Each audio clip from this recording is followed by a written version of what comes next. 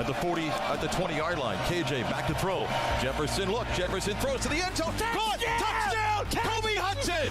37 seconds to go. Kobe Hudson makes the catch and a PAT from taking the lead. This is 365 Sports, powered by SicEm365.com. Oh, look at Arch Manning. Oh, hit him with the two-step. Arch Manning, touchdown. 365 Sports is presented by IdealMRI.com. High-quality MRIs for $497 or less. IdealMRI.com. Your health is important, so is your budget.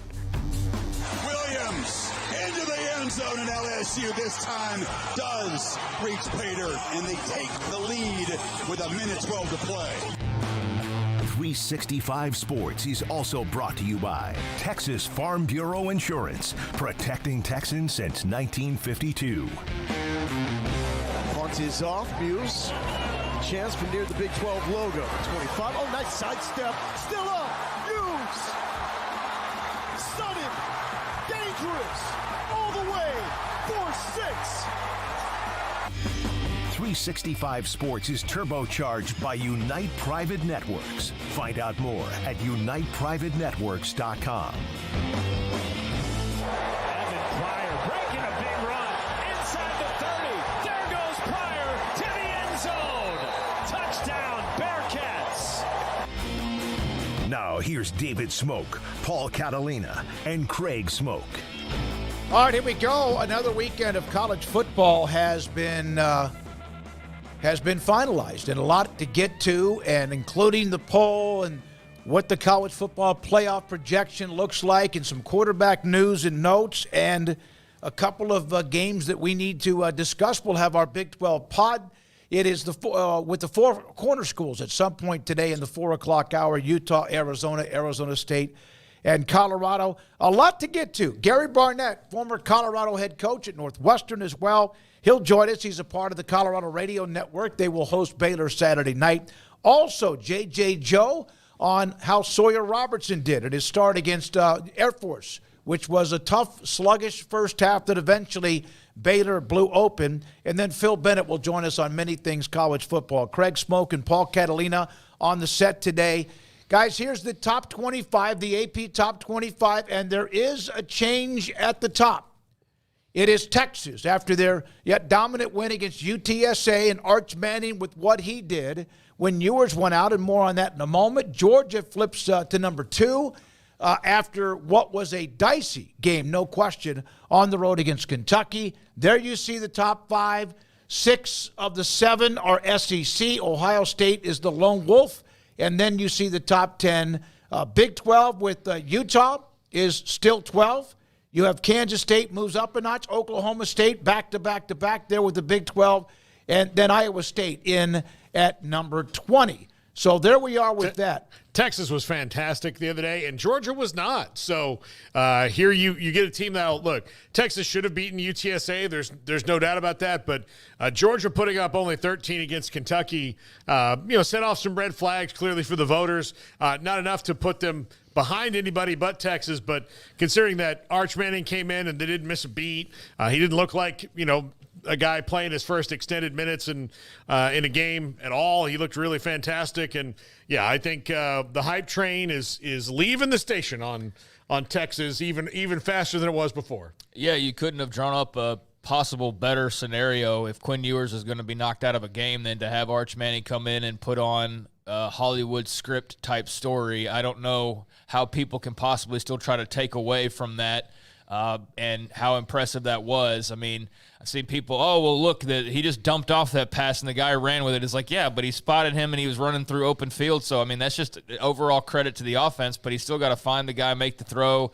And, he did some other things that weren't just throwing to wide open receivers, but, he's a figure that's going to be very polarizing. And because of where he plays, there's going to be a lot of hate on him because of who he is. There's going to be a lot of hate on him because of who he is, and where he plays, there's going to be a lot of love for him. And it's going to be magnified like it was on Saturday 10 times more than it would be maybe at a lot of other schools that aren't on that level. So it's going to be an incredible story to watch unfold, this Arch Manning chapter at Texas and in his college football career, because he's already done so many amazing things in such little amounts of time. It's almost kind of silly and make-believe in a strange way. But there he was. I mean, and it was very real on Saturday. So I don't think the polls should be ironclad. I don't think Georgia should just sit there every time they win, no matter how it looks. They just deserve to be number one because they were already number one. I hate polls like that. I think if a team comes in and looks better than everybody else, then put them at number one. And if you think Texas is the best-looking team in the country after Saturday, then put them at number one. And so that's what people did, and I don't fault them for that whatsoever. All right, I agree. And Texas looks like they're the better team. Georgia has beaten up an opponent or two, but they were very fortunate. We'll get to what Mark Stoops said following the game about punting near midfield. There's a lot to get to. As I mentioned, one note about the top 25. I did not realize this. Nicole Arbach had this one. UNLV at number 25. It is the first time that the UNLV football program has ever been ranked in either of the two major polls. So great for Barry Odom. They had the win against KU. First time ever that they have been ranked in either one of the major polls in college football, and that's a great accomplishment for UNLV. Yeah, I thought there would have been at least some point. I mean, it's not like they're a new football program. They just wore throwbacks from the 70s, right? So I thought there would have been at least one time where they cracked it, but congratulations to Barry Odom. Mm-hmm. There's going to be people saying his name, for other stuff, but UNLV's got a good thing going, and maybe a Pac-12 invite could be in the future. Yeah, I mean, I think that was a really impressive win over Kansas, and to have two Big 12 wins is certainly a nice feather in your cap. And no matter who they are against, I mean, you're not the favorite in those games usually, if ever. So to go and beat not one but two teams in a quote-unquote better conference than you or power conference is really impressive. A lot of teams would hang their hats on just doing that once, much less twice in less than a month of the beginning of the season. And so, yeah, they've definitely carved out their mark early on, and they are a bit unorthodox at quarterback, but a lot of fun to watch, and it works for them. And so they're going to be a fun team to watch the rest of the way, and maybe knocking on the door of the G5 discussion at the end of the year. We'll see how all that goes, but certainly I think they're banging on the door of a Pac-12 invite, or Pac whatever that's going to be called invite, Pac-8 probably for starters, but they're a shoo-in, I would think, whenever this next round, which seems to be like it's almost inevitable that they're going to be adding sooner rather than later based on everything I've read and heard over the last couple of days. Yeah, you would think that UNLV will be right in that next wave. It just makes too much sense to not have them a part of the new Pac-12, whatever. UNLV's been playing football since what year is this? I think it's 1978. They had an 11-win season in 1984. They have never won 10 games or more since. 9 consecutive losing seasons prior to Barry Odom arriving last year, and he took them to a 9-5. We'll skip over the coaches poll, Garrett, get to that maybe later on in the show. How about UCF? On the road in Fort Worth, there were a couple of different times I kept up, was watching. We kind of discussed games as they're going on a little bit. Like that's when we knew that Quinn Ewers had gone down. Craig said something to me, and then we're always kind of looking at a game or two. And then as UCF battles back in position to try to win a game against TCU that seemed like they had this game pretty much set until this play. At the 20-yard line, KJ back to throw. Jefferson throws to the end zone. Touchdown! Kobe Hudson! 37 seconds to go. Kobe Hudson makes the catch and a PAT from taking the lead. There's a flag, but I think they're going to... So that's our good friend Mark Daniels, UCF Radio Network, UCF Athletics, on the what was go-ahead touchdown. But then TCU put themselves in position to possibly win the game.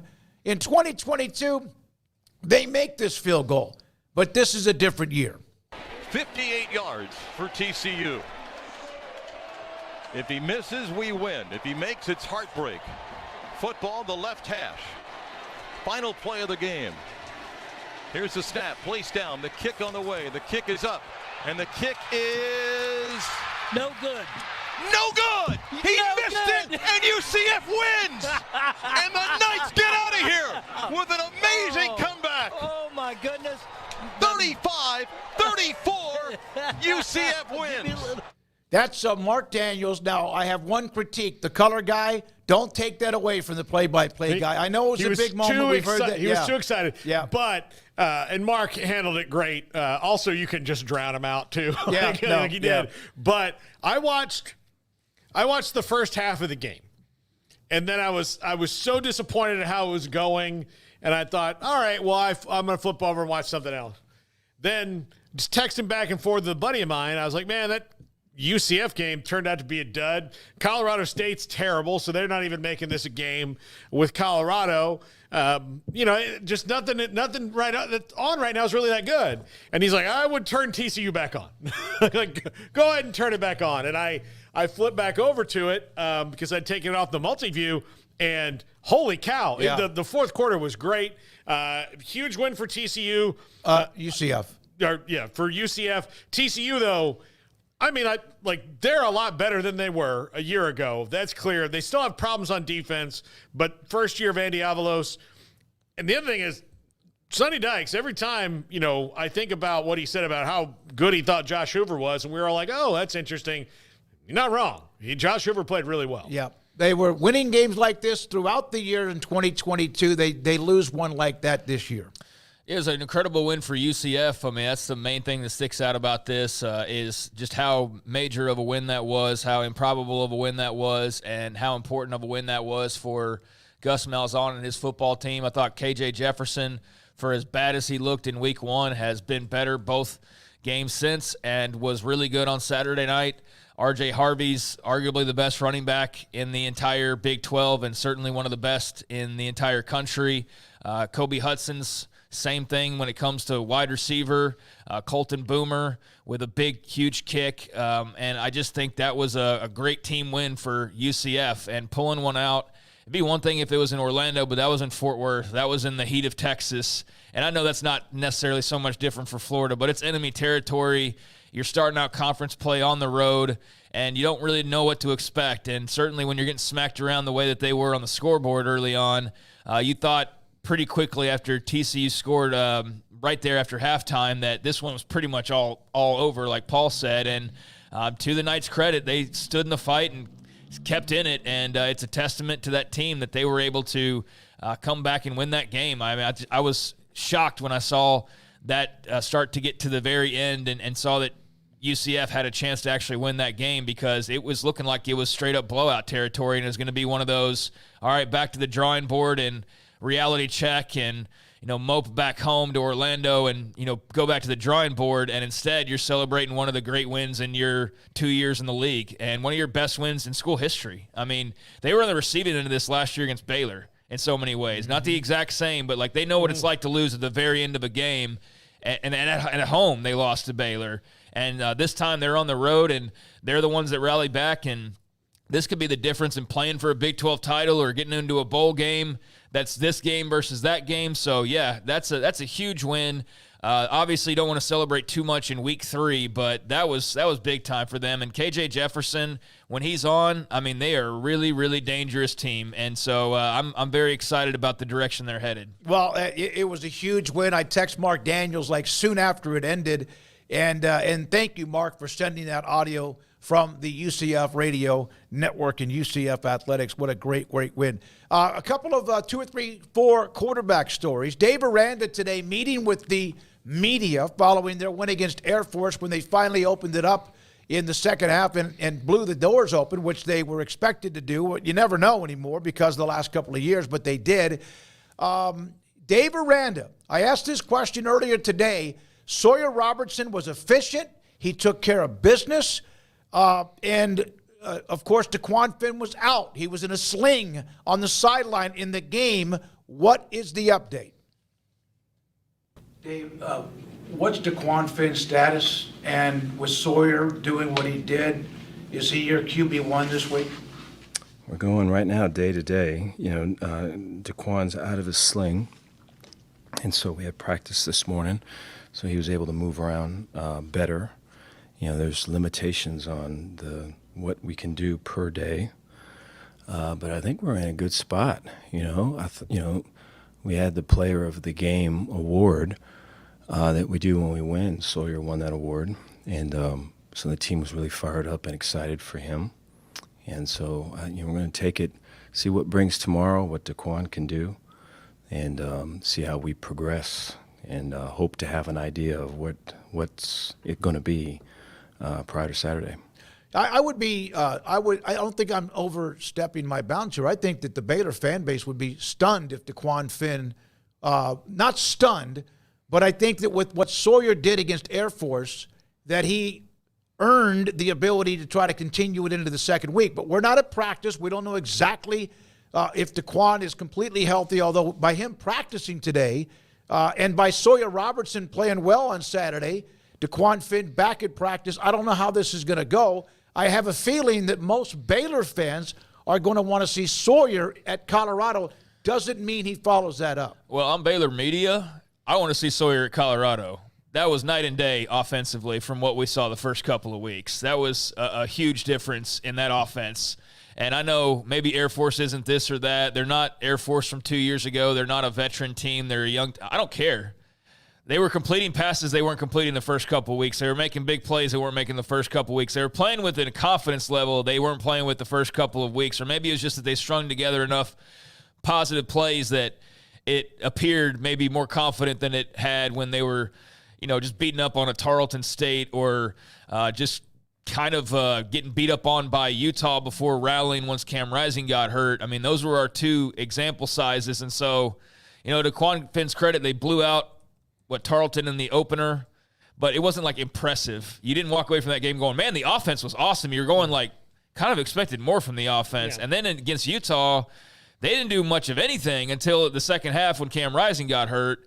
And in this game, you get the notification from our website right before that Sawyer's going to start. I had completely forgotten that Daquan was even hurt because just the offense was so blah. I didn't even think about it. And my whole thing was, if he wasn't hurt and you said Sawyer starting that game, would anybody have really been upset by that? No, I don't think so. I think people would have been good. Give him a shot. Why not? We don't look that great. The whole thing around Daquan Finn is that he got a lot of money to come here, right? So everybody wants to tiptoe or get worried about, what happens if you paid him all this money and he's not the starter? Well, I guess he's got a really cush job then because he's going to get a lot of money to not play all that much. But I understand that he was, the guy. But based on what we saw Saturday, I'm not trying to overreact too much. But you got to ride the hot hand going to Colorado. And Sawyer was a much hotter hand in that one game than Daquan was in those first two games. I don't know what they're going to do. It would not surprise me if they went with Daquan Finn in Boulder. It would not surprise me.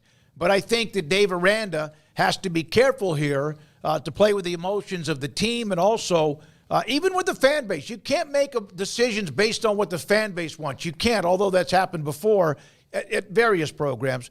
I just think based on how they looked, the first half was no better than any other half they've played this year. But I thought the second half, they just looked like a team that had a rhyme and a reason on offense. And the defense played well, too. I'll disagree on the first half. The whole reason the first half didn't look good is because they got fumbling the football. Yeah, but they were moving the ball. If you look at where the fumbles were occurring, they should have had a lot of points on the board. I mean, it should have been a 2-3 score lead. They could have had 17 points on the board. And it would have been 17-3. Yeah. And how are you feeling at halftime versus kicking a field goal right before half, and you're going into half with all zeros, and you just made it 6-3. The Bryson Washington fumble was probably close to the red zone. There was another one. Yeah. They can't. They're not good enough to turn the ball over like that, no matter who they're playing. For those that didn't watch, they had 3 lost fumbles. Yeah. 3 lost fumbles in the first half. It was one of them near midfield. It was 3-0. They also got stuffed on a 4th and short when they tried to rush to the line and gave the ball to their smallest running back, even though the bruiser was churning out yardage, the redshirt freshman. Let's give it to Richard Reese, and let's hurry to the line. You don't have that good of an offensive line, so I guess you're trying to catch them off guard, but it's but you just – so anyways, they were making those 3 lost fumbles, a bad 4th and short call. That's the only thing that prevented this from being 21-3 in the second quarter. So instead it was 6-3 at the half, and you're like, geez Louise. But they were moving the football. Sawyer was making some plays. So to me, I don't think it's even a question. I know I'm not at practice, but they looked way different on offense with Sawyer Robertson running the show because he hit some throws that DeQuan Finn, accuracy-wise, was not hitting in the first couple of weeks, and it opened things up in a major way. So I think you got to ride Robertson into Boulder. Well, Paul, what's the old thing about a starting quarterback, if he has an injury, is replaced, that when he's healthy, he comes back and takes his job? That's more of an NFL thing, you think? I think so. But even then, Tony Romo got Dak Prescott, and hey, man, Dave Arena's job's on the line here. Yeah. He can't worry about DeQuan Finn's feelings, and I'm sorry to cut you off, but that's what we're kind of facing here is with he's got to do what's best for the team. This razor-sharp edge on what they must do well every game that they have to win. They have an opportunity to beat a very mediocre at best Colorado team this week on the road, which is something they've not been winning in most places. But now that they're 2-1, their arrows pointed up for the first time in 2 years. Like, go ahead and keep it pointing up. And if Sawyer Robertson's that guy and can give you more in the passing game, because Colorado's not going to stop the run. They're not, like, Baylor has running backs that they can keep throwing at them. They might against Baylor. That's the interesting matchup, actually. But Baylor has an opportunity here to maybe have the best running day they've had in a very long time. So do that. And if you can throw the ball as well and keep, just keep it away from that Travis Hunter guy, if you can do that, I mean, they can win this game on the road. I think that whoever wins on Saturday, and this is not trying to jump off a cliff, but I think whoever wins on Saturday, then you're putting yourself in position to possibly be bowl eligible at the end of the year. You cannot lose that game. Sure, you could still find a way to get the 6 wins, but that's coming up Saturday in Boulder. I think it's a win. You win that game if you're Baylor. Then to me, it looks a lot better for you that you're probably going to go to a bowl game at the end of the year. I think it's a very winnable game. I don't know how likely it is, but I was half expecting people to be high off Colorado beating Colorado State and Shedeur, having his numbers pretty nice there, looking pretty juicy after that game. I was kind of hoping they would already be sort of past all the negative talk and back to being like, we're Colorado, we're better than you, and that the bettors and everybody out there would feel the same way because not a lot of people really know that much about Baylor because Baylor's just not that interesting of a team right now.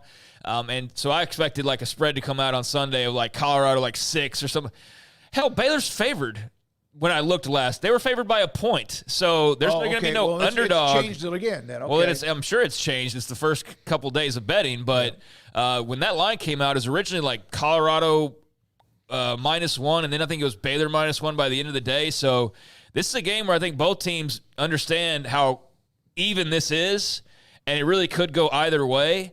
And it is important for both in terms of getting bowl eligible because somebody's getting win number 3, and that's going to put you on a really nice path to get into the postseason. So I was kind of half hoping that Colorado would sort of get full of themselves once again, but I don't think that'll be the case necessarily because they're not favored. But if you're Baylor, you got to do whatever gives you the best opportunity to win. And I think that's Sawyer Robertson. And I think, if it doesn't work out, you ride the hot hand, and if the hand cools off, then throw DeQuan Finn in there. That's part of why you got him. But I just think to put DeQuan in there because he's the starter and he's healthy again when he hasn't really performed as well, I don't know. I don't like that mode of selecting your quarterback. That's why they get paid the big bucks. We do too.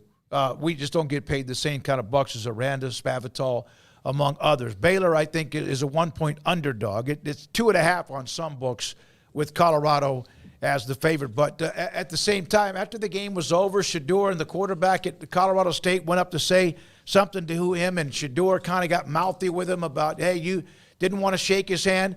Shedeur didn't have a chance for anyone from Nebraska to do that to him in Lincoln because he left the field early. You can't have it one way. I mean, just, show some class.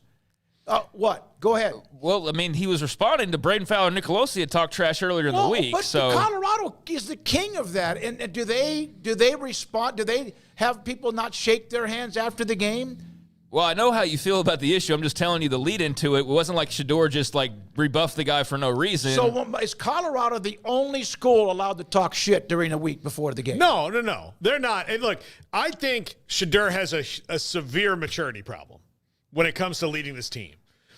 Absolutely severe. And he is the leader of the team, though. Yeah. Everyone knows that. Yeah. He's got a maturity problem. He does. That's not irreparable, but it's Damn it. Where's the cough button? Yeah, you have one and I don't. We're not there yet over here. But it's not irreparable, but it's hard to grow up a week to week. Like, usually it's over time. So I think that's a problem that's going to be there. I understand you think I'm coming not at you, but at this situation. No, I'm just trying to let you know. Like Colorado is always out there. I think it fine. That's how they play the game. That's their swagger. But for him to sit there and refuse to shake somebody's hands because a quarterback was talking something before the game, everybody does it every week between two teams in certain ways.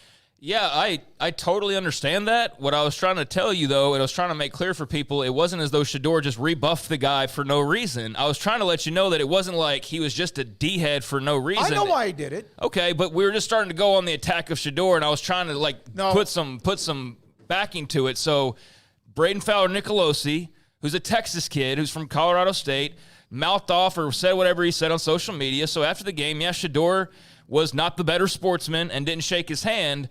All I'm saying is that's where he was coming from. Do I agree with it? No.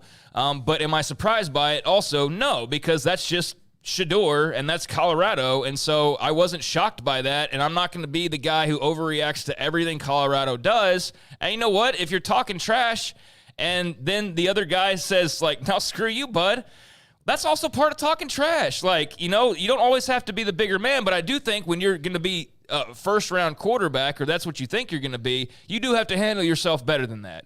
I'm going to eventually get to that point. I don't agree with how Shedeur reacted to that, but I was trying to give some context for it. So that wasn't out of nowhere, but I'm sure there are plenty of people. I know there's already the anti-Colorado crowd anyways, but there's certainly going to be NFL scouts and people of that nature that I think will probably see that video and go like, yeah, immature, punk, not a leader, blah, blah, blah, whatever. And, you know, that's everybody's right to translate Shedeur however they want to. But, yeah, that was an ugly look, and I can see how you took it both ways. And not surprising, Colorado fans are like, yeah, screw Braden Fowler-Nicolosi, should have been talking trash. And everybody who's not so much on the Shedeur reaction side, that's a punk move, and you've got to be better than that if you want to be a top draft pick. So my point also was Shedeur couldn't have anybody say anything to him after the game in Lincoln because he left the field with 2 minutes to go. You got to. And you wonder still, was that because he didn't want to have anybody get in his face? Because that's – you can't just have it one way or the other. You got to rise above. And by the way, Xavier Shedeur's not a coward. Never said that. Nobody said anything close to that. Nobody said anything close to that. It was just that – hey, there's nothing. Talking trash is part of. Not everybody does. Some schools they don't do that at all, or they are pretty much neutered from doing that. But you know, and I know that there's the rivalry between Colorado State. Things are personal, whatever. But there's also a point. The game is over. He was walking up to shake your hand, even if he was being an idiot early in the week with what he said. There's nothing wrong with saying everything's good. We beat your ass, and move on.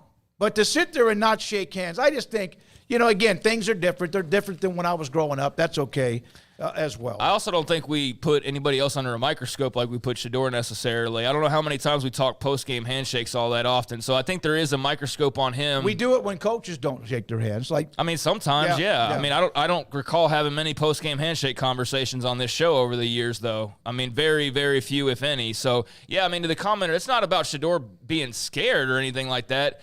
It's about whether you think it was a punk move or not, and some people do, and I am sitting here trying to explain, like, why there's different viewpoints on this. But, yeah, nobody's saying he's scared to shake hands. It was nothing like that. It was more of, like, were you being a punk for not doing that? And, again, everybody's going to have their own opinion on Shedeur, Dion, and all things Colorado. I just, you know, okay, he talked trash. He was dead wrong. You shut him up. You beat them soundly.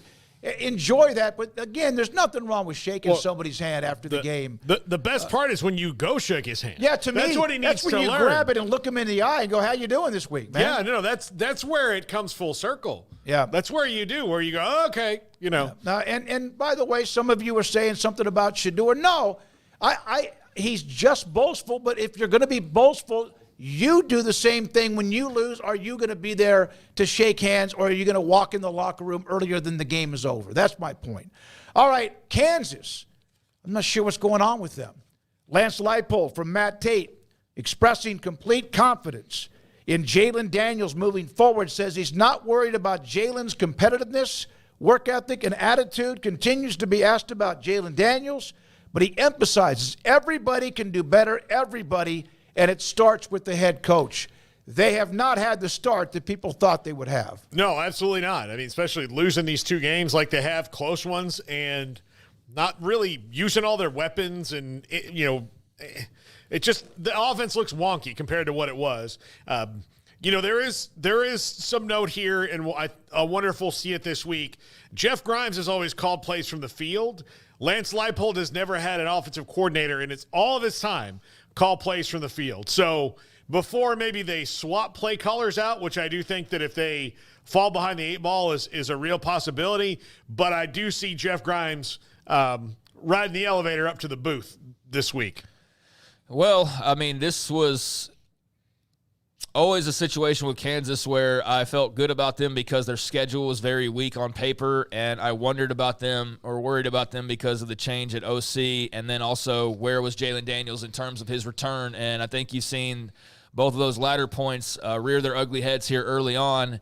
They miss Andy Kotelnicki. He was a heck of an offensive coordinator. Jeff Grimes is an adjustment for them, and Jalen Daniels is not the player that he was when he was being talked about as a future Heisman contender or Big 12 MVP type of guy. He had a couple of, scoring runs early in that game, which we hadn't really seen him open up with his legs very much, so that was encouraging, but it's just not there in the passing game, and they are in a bit of hurt right now. I mean, they are still fine in terms of the Big 12. They could still go on runs, but it just doesn't look very good on offense with Daniels at the helm right now, so they've got some things to clean up. He's got to find his groove, and so does Jeff Grimes. And if they can do that, there's still plenty of time to win a lot of games, go bowling, do all of that. But based on what we've seen so far, the odds of them ending up in Arlington at the end of the year are not none, but they are getting slimmer by the week because they just don't look like that team that you pictured them being at their best early on in the season. With Jalen Daniels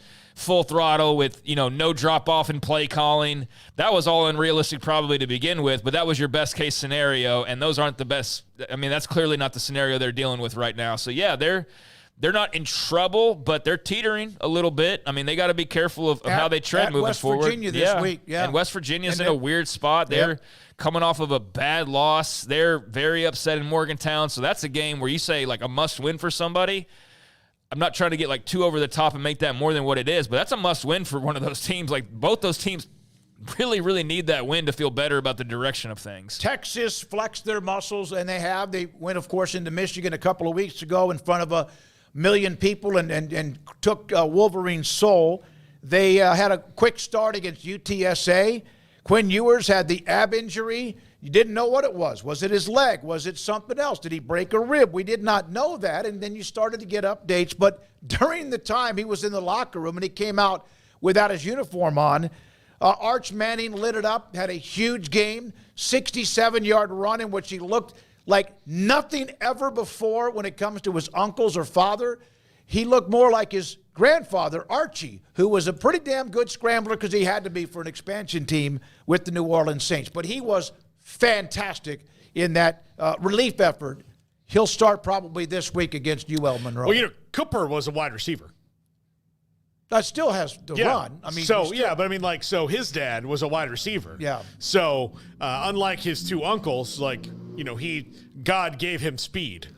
Yeah, Peyton couldn't run out of his own shadow, as they used to say. No. Neither can Eli. I mean, at this rate, he's going to lead them to an SEC championship and win a natty and then come back and do it all again and then go be the number 1 overall pick. I mean, it's like how could you better write his play so far and the little limited action that we've seen, and then especially there on Saturday. I mean, he's living up to the hype. And I know, like with Shedeur or with, any number of guys that come and go in college sports and college football, there's believers and there's non-believers, and there's a lot of people that felt like Arch was hype in the last name and played at a small school and blah, blah, blah, just wait.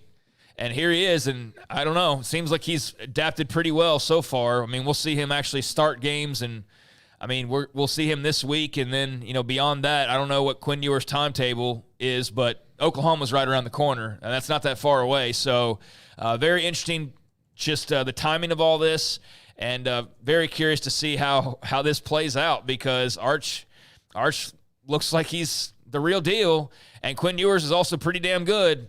So it's a great problem to have if you're Steve Sarkisian. The one thing about Texas is you're not going to be worried about their quarterback situation at all for a long, long time. I mean, it would take like a horrific set of events, like, multiple just like stepping wrong, going to class during the week, and the guy tears his ACL, and like it would take like just some craziness for them to not feel great about their quarterback position and the depth and the talent that they have there. They're stocked and loaded to the gills, and this is a fascinating story to watch because of who's at the center of it and all that comes with that. He almost broke Twitter. In fact, I'm not sure he didn't. You always hear that when he had the passes and all that. I didn't understand the graphic of comparing it to his grandfather and uncle, but it was comparing to their NFL runs. Yeah, it was like it's the best run by a Manning, but it was comparing him at Texas to Peyton and Archie in the NFL. I was like, well, so clearly they didn't have good college rushing stats, so you had to throw something together to make this look better than it was. Peyton Manning couldn't run. Eli was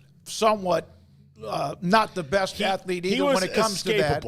Archie had to run for his life from his first snap ever, and was also dynamic when he was playing quarterback in college. So Ewers, the news is that it's better than they thought. That's fantastic news for both Quinn Ewers and also for UT as they move forward.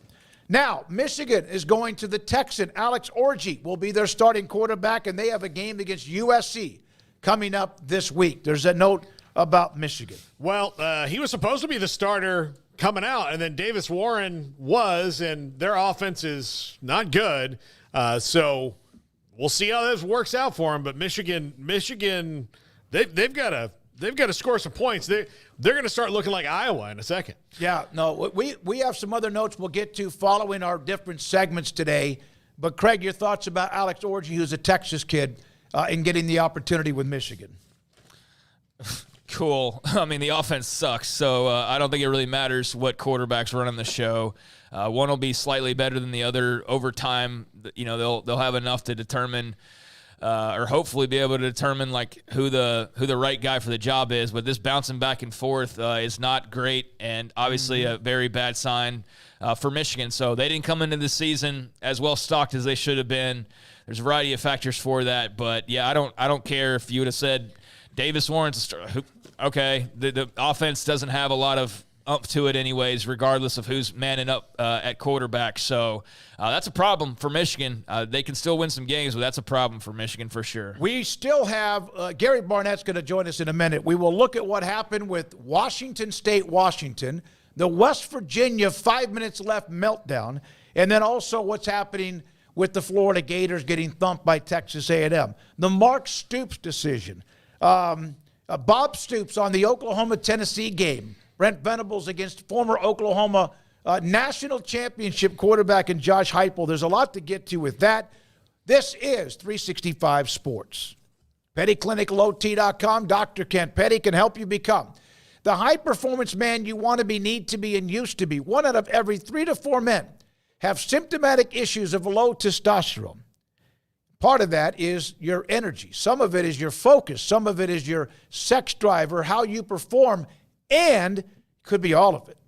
So when you get into your upper 30s, early 40s, and maybe sometimes it starts dropping even later than that, and you feel like any of those symptoms are your issue, Dr. Kent Petty can help you out. Contact them, PettyClinicLowT.com.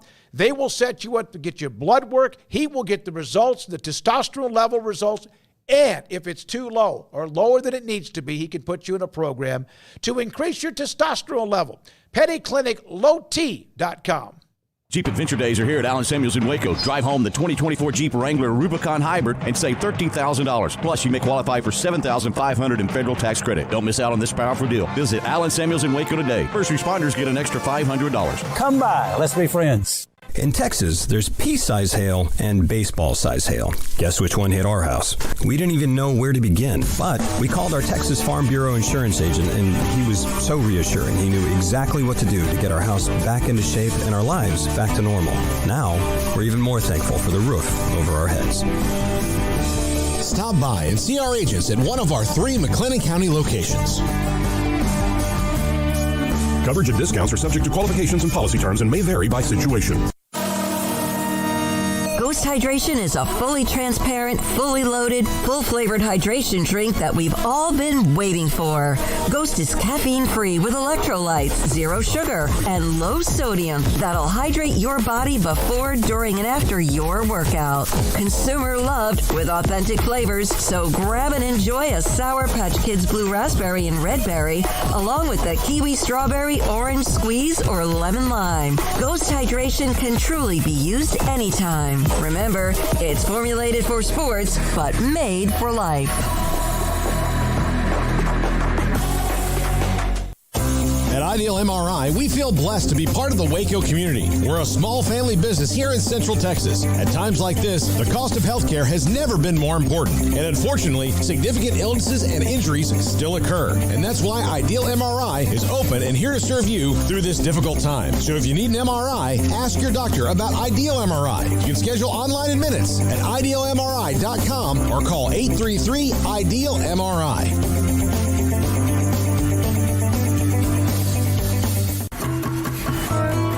When you work with a bank, you should expect the best of everything. That includes face-to-face personal service and the kind of community banking care that only comes from one neighbor to another. That's exactly what you'll get from the First National Bank of Central Texas, where you will know your banker works just as hard as you do. Once again, that's the First National Bank of Central Texas. Settle for nothing less than the first. Member FDIC.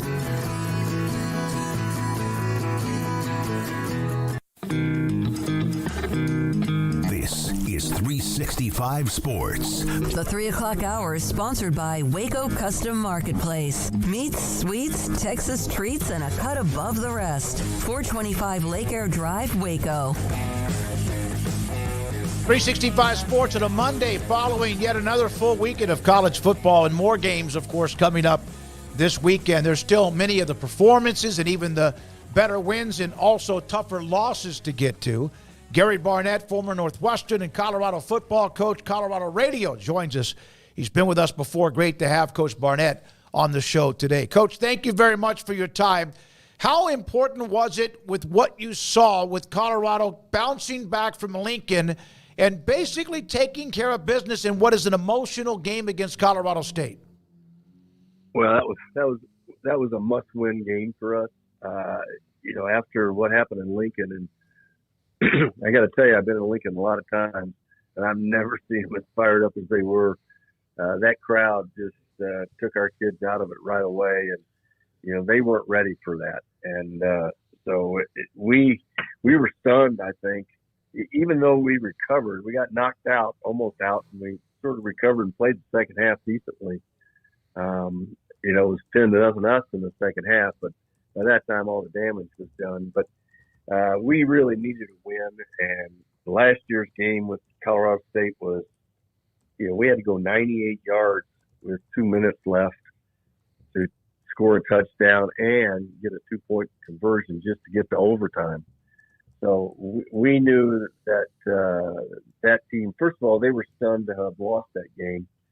And then, it's a little bit of a bitter rivalry here in the state. It's a little bit more them towards us than us towards them, but it didn't make any difference. We were playing at their place. So it was a much needed win. It wasn't beautiful, but it was pretty doggone good. Coach, how many players have you seen in your life that at the college level, at least, live on the level that Travis Hunter is on right now? None. I've never seen like Travis Hunter, and I've told everybody that. He's the best football player I've ever seen, a skill player. He's it's funny because when they had their first spring practices, they didn't have numbers on any of their players, and so I was getting the video, watching practice, and there was one guy I knew who Travis Hunter was. He didn't need a number, and then when I saw him in person and watched him, I've just never seen anybody in practice and everything. I've never seen anybody have the body control, the competitiveness, the intuition, the instincts, the speed, all of the hands. He's just got this drive about him that when the ball goes up in the air, it's his, whether he's on offense or defense. And I've never seen anybody like him, that's for sure. And the fact that he's going both ways, it's a big bonus for Colorado to have the best two players in the game on their team. So he's sensational. He really is. Not from this planet. Coach, there's times, especially in those first couple games, it felt like we were watching a very similar team to last year, maybe slightly better in some areas, but very much still about Shedeur in the passing game, very much about Travis Hunter and the rest of the wide receivers. Where do you feel like Colorado's maybe noticeably better, or what stands out to you about being different from last year's team from what you've seen so far? I don't know that they're much different than they were last year. I really don't. I think they've probably got a little more depth up and down the board, both offensively and defensively. They've had two guys out in the secondary, and they're doing just fine at the safety spots. And so I think they're a very similar team to what they were last year. They're winning in the same way. They're never going to be a team that really tries to hurt you with the run. I think that they're going to throw it at you. And I'd say differently. Defensively, they're a little bit different. I think that, in fact, Baylor and Colorado are very, very similar defensively as I watch them. So, but I say they're very much the same team. They really do. They have a lot of skill and a lot of speed at the receiver spot. Running backs, we don't know a whole lot about, but it's a whole new room. And then the offensive line is a tad better than it was a year ago. And, I think it's young. And so as a result, it'll get better. Last year's line wasn't going to get any better, but this one's young. And I think as each game goes along, it'll get a little better. Can you protect your quarterback if you cannot run the ball? Well, that's always an issue for us. And as an old coach, no, you can't. It's really hard. And so that was our dilemma last year. So far, it's shown up to be our dilemma this year. Now, CSU tried to put pressure on us, but we held up pretty doggone well. Let me tell you what, Shedeur Sanders is a really good quarterback. He can throw the rock. He doesn't get rattled. He handles pressure really well because he's seen a lot of it. And I don't know whether you like him or you don't like him, but the doggone guy can play football. Gary Barnett, former Colorado Northwestern football coach, Colorado Radio with us on 365 Sports. On Shedeur, clearly he's very outspoken. He's very brash. He's got that. He's got a lot of his dad in him when it comes to that. But does he have maybe a little bit of growing up to do just to maybe deal with some of the things that come with being not only a quarterback but a celebrity quarterback now? Well, he's a product of his environment, and the apple didn't fall very far from the tree. And so, we all have things to learn, and he certainly isn't a finished product yet, but he's a good quarterback, I can tell you that. And he doesn't always do the things you and I might want him to do, but I think he's well respected by his teammates, and he can spin the rock, that's for sure. Coach, I know that Baylor doesn't roll in as like the hottest team in the world by any stretch, but they've had their fair share of success over the last decade plus. Just what's do you think going to be like the atmosphere for a Big 12 conference game in Boulder the first time in a long time? And is there any thought about Baylor really in terms of this matchup? I don't know because the generation of people watching this game didn't grow up with Baylor being around. So it'll be different, but it doesn't make any difference. Any game that we have right now, it's going to be sold out. It's going to be rocking. There's going to be movie stars, rock stars, rap stars. There's going to be everybody on the sideline and at the game, and it'll be a show. It really will be, and it has been since day one. And whether we were winning or losing or first game or last game, it's a crazy environment now, unlike any I ever was a part of. Even when we were winning a national championship, we didn't have this kind of atmosphere. So I think last year the best example was it was Nebraska, and it was our first home game. And I talked to people out there that didn't even know if the ball had air or paper. They'd come to see who was coming to the game. So you're going to have that faction. You're going to have a 1,000 or so people who are there just to see who's there. But and they'll be there the whole time. Student body will be great. So it'll be a hard atmosphere to play in. Gary, Baylor beat Air Force. It was 3 turnovers in the first half. Otherwise, they were moving the ball. The defense has played better, but obviously Colorado's offense is going to test that in every way with what they can do, especially with the passing game. Baylor went to a different quarterback because DeQuan Finn was out and had a sling on his right arm. Sawyer Robertson managed the game pretty well. Played a little bit last year, but they weren't very good at all. How would you handle this as a coach when you have a player who comes in, they look pretty good, they look really good in the second half, and yet we were told today by Dave Aranda that DeQuan Finn was back and practicing today? Well, I think you have a starting quarterback for a reason. He won the job for a reason. And the only way you can lose a job is with an injury. I think that's pretty common among coaches. I don't know that your sample is big enough right now to be able to change your quarterback. I think two more games into it, 3 more games into it, and you're struggling and the other guy's playing pretty well, then I think you got a sample size that probably can justify making a change. But I think it's really hard to make a change. It speaks to your team a lot too. Now, there's 2 things. It shows your loyalty, but it also your team can say, well, maybe he's not the best player. Aren't you going to give us the best player? But I think David's going to be loyal to his guys, and the guy won the job, and there's got to be a reason he won the job. Gary Barnett with us, 365 Sports. Baylor and Colorado and Boulder on Saturday night. So is that one of the more difficult things you have to do when, a team could really like a quarterback personally and they could really support him and he could be a good guy, but if he's struggling and they start to lose faith and it's maybe kind of in the back of their heads, is that the hardest trigger to pull maybe in coaching? Well, I think it's really hard because it's the quarterback. And I had a very similar situation in 2001. And, our starter for 3 or 4 games gets hurt. And then we put the backup in and first game, and we lose Texas. And then the starter still can't play. And then all of a sudden we catch fire with this guy, and he's playing really well. And the other kid was the captain. And so I had to make a decision when we got down to the bowl game because he finally got back. And I said, I'm playing the guy that got us here. I'm going to do that. And, of course, it upset the captain and some of the players. But most of the players realized by then that this kid had led us to the Big 12 championship game, or was about to. So, that's a tough deal. But you say, he wins the job for a reason. And you can't just lose it on one game.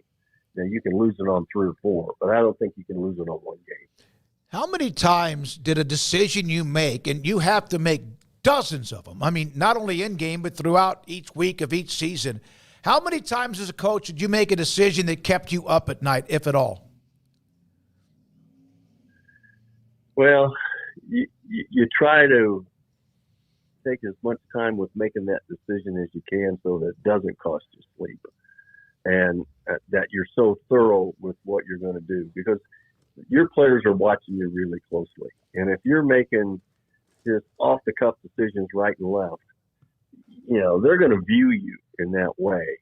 And for me, I don't know if I've made one that kept me up at night too often. It's just part of the job. You're making decisions, like you said, you're making decisions all the time. But I always was upfront with my players and my coaches about it.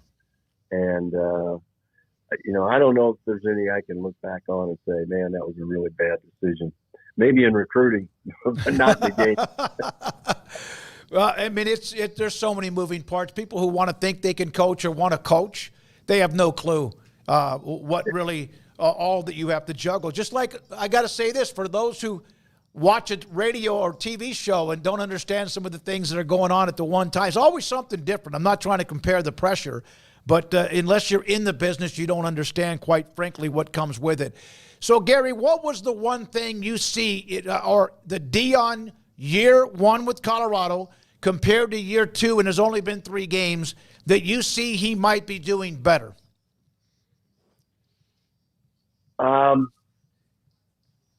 I think he's more aware now of how good everybody is that they're about to play. I think last year he just thought that perhaps the talent that they had in the perimeter would just win because he's a skill guy. Mm-hmm. He never got down and put his hand on the ground and blocked a 3 technique or, had to go around a nose guard. And he was a sensational skilled athlete. And I don't know that he had a total appreciation for what goes on inside. And I think that's down in the trenches. And I think that's where he really tried to make this team better, both sides of the ball.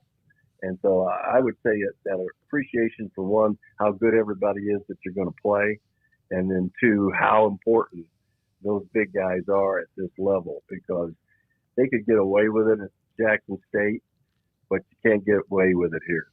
Thank you, Coach. Appreciate your time. Always respect what you've done. Gary Barnett won that Big 12 title back in 2001 with that win against Texas after bludgeoning Nebraska in a game that ended the regular season. Gary Barnett with us. A lot of Colorado fans watching us this week. Some of them are good to hear from you. Good as we get ready for that game Saturday night. When the possibilities of whatever was going to happen with the Pac-12, I was really excited about Colorado getting back in the Big 12. I've followed them, not always liked them because being a Nebraska guy and being born there, but have always respected their football program for where they were. Sometimes a great team, but unfortunately with Nebraska and Oklahoma in the Big 8 a lot, that also kept them from doing some really good things. By the way, Boulder, Colorado, we are sending 3 of our children into the belly of the beast this week with Emery, Jack, and Levi. Oh, dear God. Are all going there. So, be nice to them. They're all going to Colorado because they can do things in Colorado they can't do in Texas. Well, I mean, I don't know about Jack. Jack's pretty straight-laced, but Emery, you can't trust. You can't trust Emery. No, but I know. I've been on road trips with you guys. All right, in the next segment, we're going to look at, in fact, I mentioned the 4 schools that joined the conference, where they are, who they are, what they did this weekend, and what they have coming up if they're playing this weekend. Craig Smoak and Paul Catalina. I'm David Smoak. Every afternoon, 3 to 6, we have 365 Sports, Paul's Triple Option from 1 until 2, and this is 365 Sports. The Baylor Club, man, what a weekend it was for them. Mike Mosel, the general manager, they had themselves one heck of a week. I told you the week before at the tailgate that they do, and of course Baylor's on the road this week, where they had new membership signed up at the tailgate. And Mike was telling me that's not something they do very often, and he was excited about that. We were doing the pregame when he gave us some notes about that, so we're glad that you took advantage of it. And take advantage of the amenities and the spectacular cuisine from great chefs at the Baylor Club. You could also host special events there. Could be weddings, rehearsal dinners. We have our banquet every spring in May honoring 20 elite high school senior student athletes at the Baylor Club. The service is phenomenal. The food is great. The way they set it up is tremendous. And that's just from our point of view. The Baylor Club, where you can also network with people when it comes to friends or businesses, because they even have some rooms on the side for you to do what you need to do and then go eat great lunch. The Baylor Club inside McLean Stadium and off I-35. Hi, I'm Mark Stewart with Bird Colgan Ford. It's that time of year, it's football season. Bird Colgan Ford is a proud supporter of the best high school football right here in Central Texas. BK Ford is proud to sell the #1 selling truck in Texas, the F-Series truck, 47 years in a row. Come see the largest showroom in Texas and experience better at Bird Colgan Ford.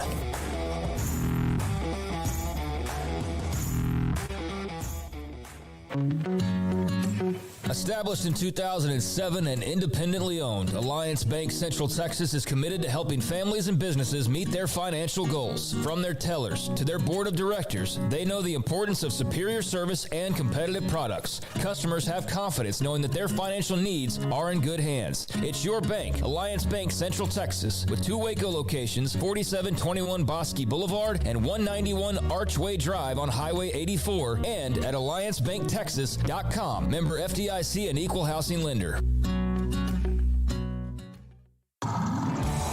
It's football and tailgate season. If you want product for the grill or smoker, charcoal, seasonings, marinades, sauces, Waco Custom Marketplace is your home to help prep, cook, and enjoy your food. Tailgate must like brisket, tri-tip, fresh-made burgers, sausage, chicken wings, and if you want steaks, call in your order and pick them up. Bacon wrap fillets or any kind of ribeyes. USDA Select Choice and Prime that melt in your mouth. House-made sausage and jerky. Also, Waco Custom Marketplace, a one-stop shop for tailgating, barbecue, cook-offs, and family get-togethers, fundraisers with fair prices to you, the customer. A bakery with fresh baked bread and kolaches. There's cold beer, wine, and soft drinks. Serving Waco restaurants and families since 1940. A cut above the rest. Waco Custom Marketplace, open Monday through Saturday at 425 Lake Air Drive in Waco.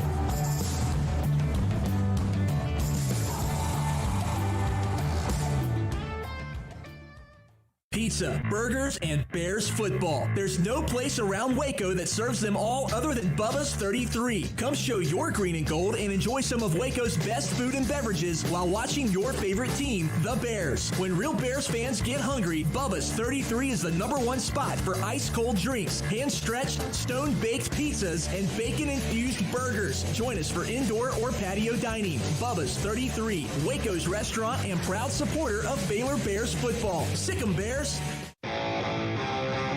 This is 365 Sports. Text us at 254-339-1122. The text line is sponsored by Riverbend's Liquor and Wine, with the most extensive variety of craft beer in Waco. A hidden gem on Lakeshore Drive and 19th Street. Hey, how about tomorrow? We might get Jake Dickert. Oh, that'd be awesome. Head coach at Washington State after what a win for them. We'll get to that in the show today at some point against Washington. That was a monstrous win for them.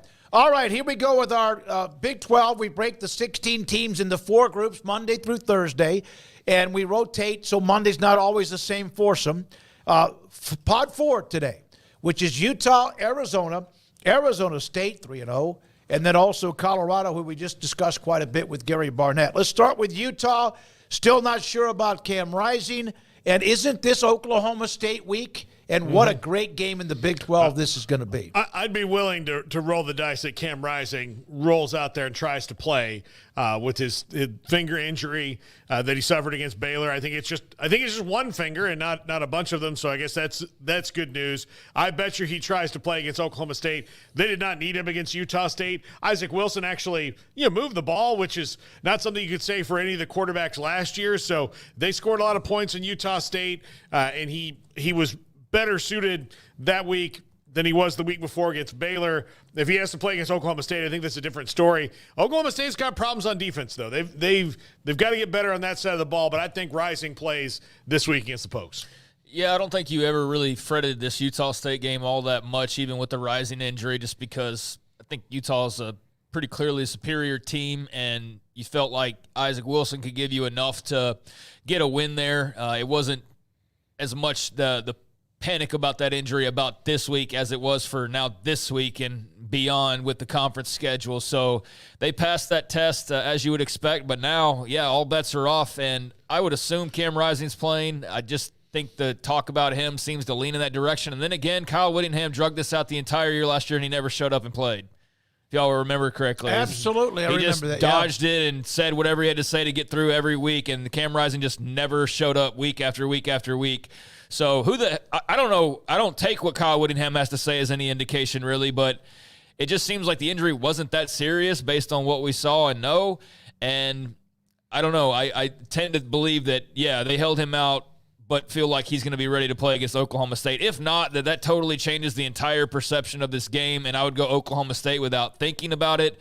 If Cam Rising plays, I'm going to have to give my pick later in the week and really think about it a little bit because it is interesting being on the road and it's being a big game in the league. So I'm very much looking forward to this one to create a little bit of separation and just kind of see how the dominoes fall as far as the standings go. But Utah did what they had to do without their guy.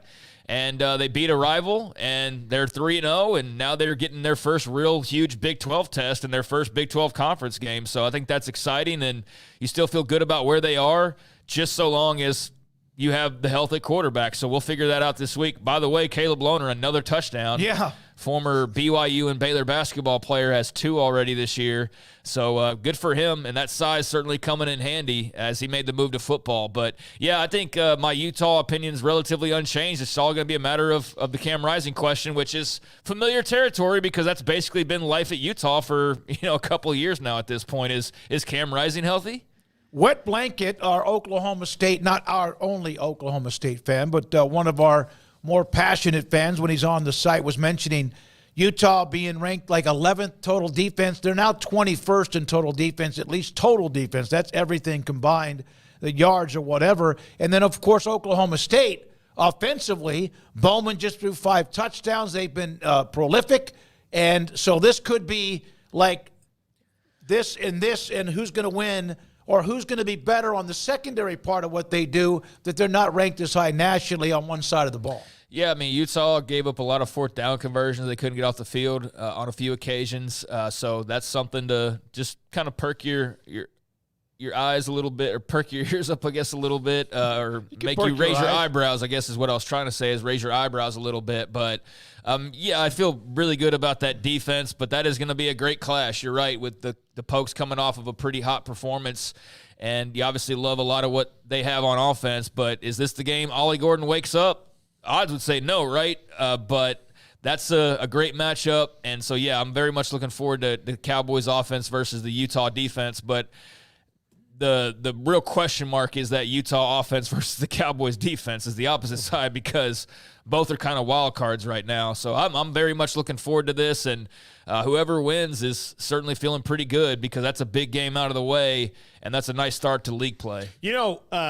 One of those things, like Ollie Gordon, hasn't gotten completely going yet, but for guys who have his kind of ability, when you think the matchup is, well, it's not going to be this week necessarily, that sometimes is when the great ones go, oh, okay, and something happens. Sure. Especially there in Stillwater is just one of the more frustrating places to play for road teams that there can be. That definitely is a wrinkle to this game that is not necessarily something Utah's played in big games, big road games, all of that. I'm not making it too much of something because it's not a night game, because I think that's really when everywhere takes a step, higher as far as difficulty level. And I just know that from firsthand experience, those damn paddles, especially in the cold at night. So it'll be in the heat. I never beat you with a paddle at night. Well, at Oklahoma State. But this is going to be in the daytime, ought to be warm. So they're not going to face like the worst case scenario of playing in Stillwater, but it's still very, very tough. And I do think that Utah fans who are going to be making this trip for the first time are going to get to see a good piece of the culture of the Big 12 by being in Stillwater and seeing a game there. So I think that's an exciting part of this as well. I mean, Utah's played at BYU before, and, of course, we know what that's like. Washington, we know what that's like. Oregon, not maybe the USC, UCLA, because that's a different type. Definitely not UCLA. No. But Utah's defense, total yards, 21st in the country. 21st in the country, I think, in scoring defense. Oklahoma State offense, 35th now in total yards, 18th when it comes to scoring points per game, based on the NCAA.com link. Now, all right, so we have that. Now we go to Arizona. Man, they blew a tire in Manhattan. Kansas State, the punt return kind of flipped everything on its ear by Edwards. And Kansas State, Avery Johnson, I don't know if he did everything he wanted to do, but he did quite a bit. He kind of had himself a night. So Arizona coming off that game, which is a non-conference game. So as far as the conference is concerned, it wasn't like, now you're one down to a team that might be near the top. So they now turn around and they have the bye week or off week. So they get a chance to get an off week, kind of get things together, and then they have Utah on the road the following weekend. Yeah, very one-dimensional Arizona right now on offense, and defensively they've got problems. They've got to find. Wasn't their defense? Was the defense actually the strength for that team last year, or was it still the offense? It was. I mean, I said this all offseason, and I know there was pushback from the Arizona side, but I mentioned Johnny Nansen leaving to Texas. Like, look at Texas defense. But ranked in the top. They go and grab him, and then it's like, oh well, and then you lose your head coach. And I know they didn't lose Fafita and McMillan, but they still lost some guys. And even if they were young guys who hadn't played, they were still talented guys that they had recruited into the program. So, if you don't want to acknowledge the personnel as being losses, that's totally fine. But I always felt like the coaching changes were going to be at least adjustments. And certainly, losing Johnny Nansen was a loss. And I would imagine losing, a young D lineman is a loss. And those things add up. So for Arizona right now, they gave up 31 points. They only scored 7. So the ones getting all the attention didn't even perform at a high level. So if Fafita and McMillan are able to answer the bell for you, even though McMillan still had a great game, then you're kind of right now as Arizona SOL. You don't have much else. Like, you need him to go off for the 4 touchdown performance we saw a couple of weeks ago and 300-plus receiving yards and do that to feel pretty confident about things right now. And if you don't have that, then you score 7 points against Kansas State. You know what I mean? So they're in a weird spot right there where it's kind of feast or famine for them. But I think Arizona's still fully capable of winning a lot of games. But I kind of expected this. That's why I had them at like 5 in terms of the power rankings at the beginning of the year, and got some pushback. And it's like, they've got all this coming back, and it's like, yeah, but they're in a new league. Like, there's a lot of new there. So I think you're seeing all that, and K-State's also a really good team. So that was a wake-up call for them, and it was a weeknight game. It's nighttime in Manhattan. Like, there's just a lot there that you walk away from this and you go, they definitely have issues, but it's not the end of the world. But they got to be careful, though, for certain. And lost their running back before the game to an eligibility issue, Jackson Krosky-Merritt. That was something the week prior they were kind of monitoring, so that's still going on. It's interesting. Yeah, and it's something I'm surprised we haven't seen it yet, but I'm not going to be surprised when we see it again with all the multiple-time transfers. He was at Alabama State, and he played in 4 games, according to Alabama State, and redshirted. But the stats have him playing 8 games, which would make him ineligible now. Alabama State says that when they decided to redshirt him, they changed jersey numbers with the guy who played the other games.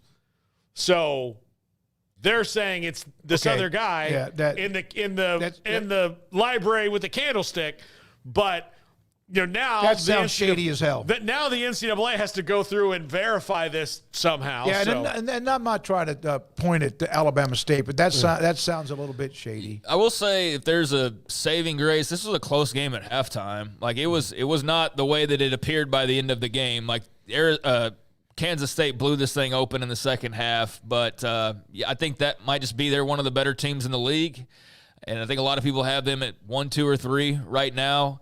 Whereas Arizona, I think, still fits in the sort of middle ground territory where eventually that'll all work itself out. But they've got to clean some things up for certain because, again, if McMillan's not getting in the end zone, then they don't have a lot on offense. And the defense, it's hit or miss. So, yeah, something to just keep on monitoring for Brent Brennan in his first year. Yeah, and they lose the game on the road. K-State was good. Somebody in the chat mentioned you ain't seen nothing yet. Also in the chat, to go back with another Texas Tech fan Oklahoma State fan, that Cowpoke Ranch, guarantee they've never been in an environment like BPS, Boone Pickens Stadium. Mm-hmm. It gets loud. We've been there. I've been there twice, and you guys have been there too. It is a different animal, no question. And we're in the press box behind a glass window. And I can just tell you from the 2 times that I've been there, but when you go down onto the field at the end of the game and you can hear those paddles and you think, okay, I've been down here for 3 minutes and I'm already like you've been at a boarding school. I'm already annoyed. Like, this is annoying because I wish they would stop it. I get why they're doing it. They're not doing it because of me. But if I had to sit there for 3 hours and then just hear whack, whack, whack, whack, you can either turn it. Yeah, Craig's got one. You can either try to tune it out, or it's going to drive you crazy. There we go.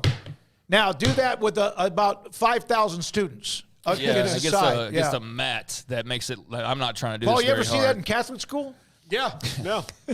Yeah, but this is what awaits Utah fans. A bunch of students banging this against the padding around the field. Constant. Way louder than this. But, yeah, you'll see quite a few of those if you make the trip from wherever you're coming from.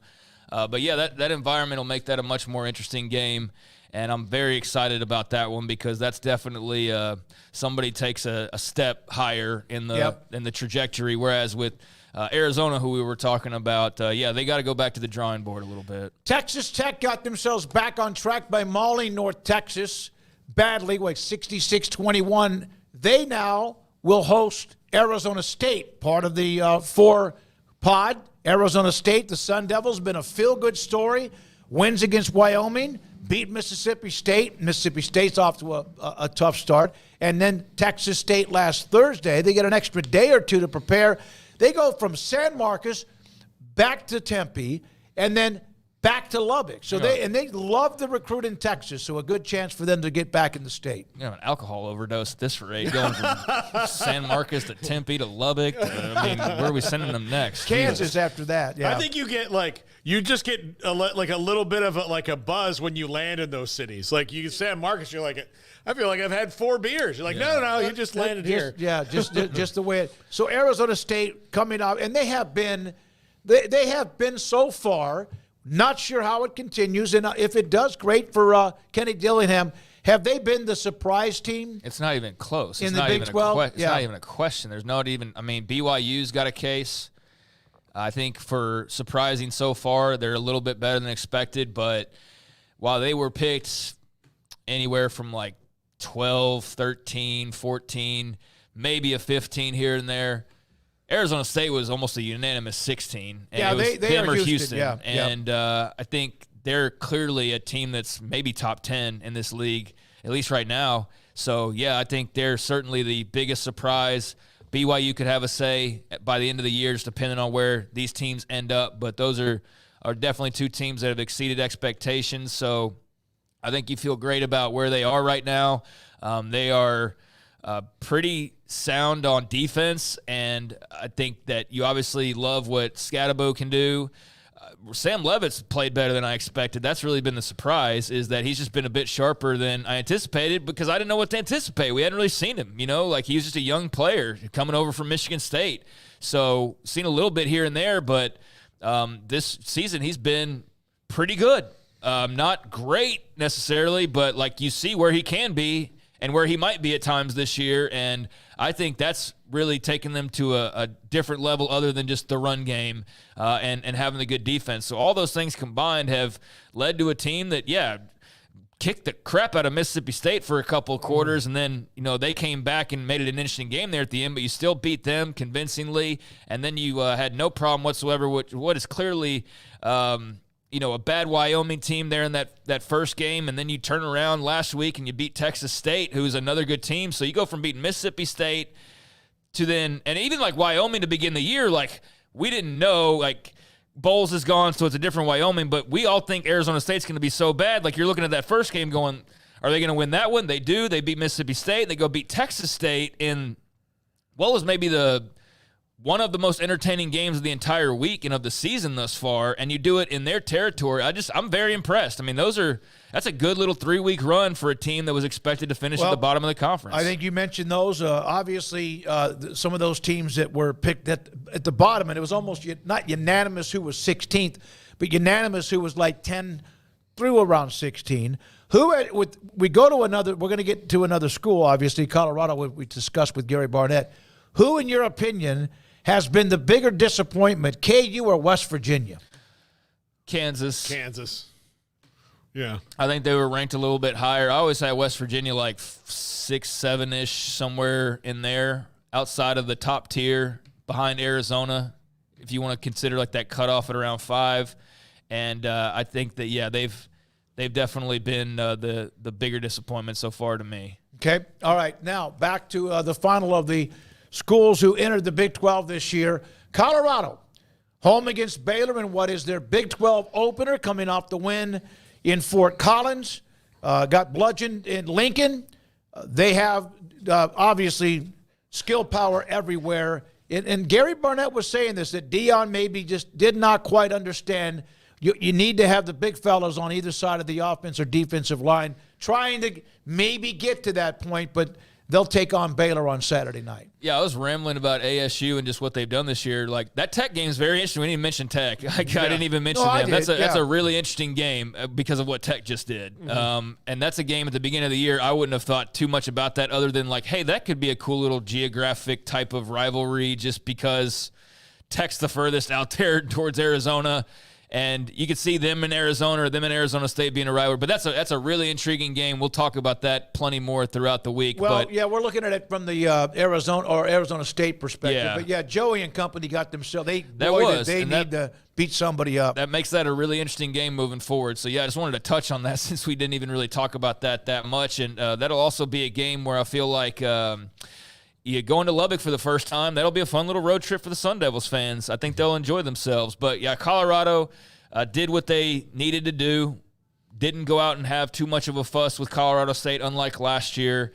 Got their bragging rights, got to talk their trash at the end of the game, got to feel good about themselves. And, you know, probably I feel like they probably feel pretty good about beating Baylor because I just don't think that Baylor really resonates. And the last time Colorado was in the Big 12, Baylor wasn't like the Baylor that was post-Colorado Big 12 is entirely different from the pre-Colorado Big 12. So, like, they probably have memories of, like, the team that was the gimme win on everybody's schedule.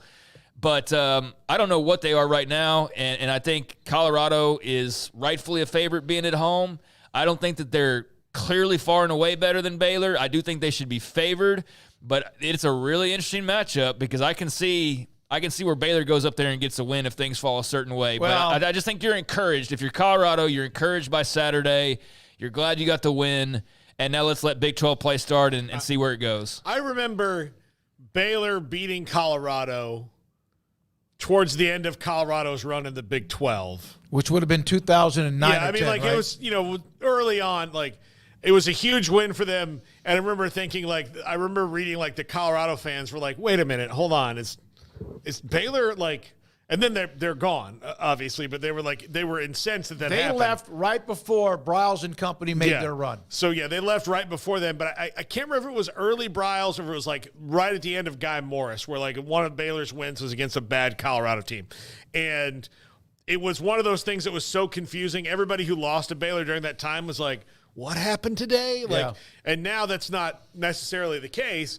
It's going to be different for sure, but we really don't know who these teams are through their first 3 games because they've been a little bit different in every game.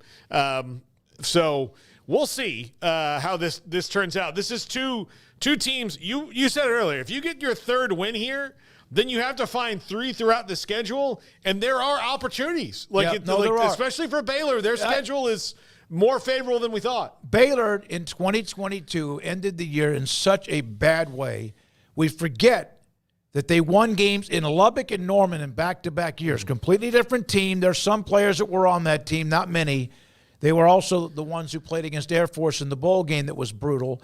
But that is the kind of win that to me is a win, no matter who it's against, that kind of says, okay, maybe it is different again.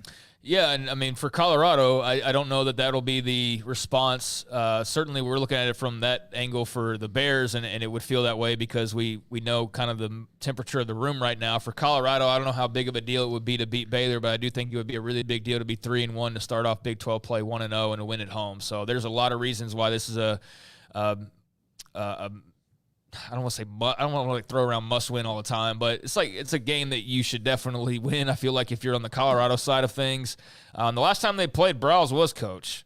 It was 2010. And Baylor beat them 31-25 in Boulder. That was the last meeting. Dan Hawkins. That's what I'm thinking. First time they went to a bowl game. But it was the next year that RG3 won the Heisman, and that's when Yeah. everything started going crazy. Was the year after. So Colorado was out right before all that, but Browse and the Bears did beat them in that last meeting, 31-25. So this will be the first meeting in 14 years. Yep. And 14 years later back in Boulder. And yeah, this is one that I don't know how much attention it'll get, but I think it's going to be a really competitive football game. And if it's not, then that's going to be a story unto itself, because if Colorado blows them out, then that'd be, I think, kind of shocking because of Baylor's defense. But that Shedeur, Travis Hunter, Horn, et cetera, contingent versus this Dave Aranda-led defense, I'm very much looking forward to that. I did see this where Baylor's defense nationally is ranked inside like the top 15 or 20. Well, But go ahead. I mean, they've only given up a touchdown in one game this year. Yep. And then the game, with Utah was a 77-yard kick return on a field goal block. So, and then some points set up on a strip fumble on a sack. So they've been stingy.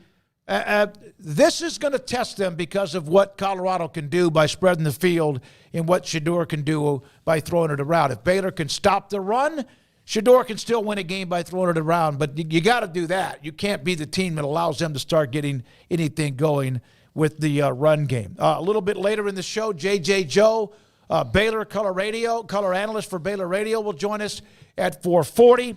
We'll have Phil Bennett at 5 and much more, Paul's Top 5. And we do appreciate everything. If you haven't already, please hit the like and subscribe button. And, of course, if you haven't subscribed, do that too. Garrett, now let's go to a few more of the college football nuggets from over the weekend. Craig, do you want to do something else? You want to do it? You want to take a break here? No, I think we're all right. Garrett, are we okay on breaks?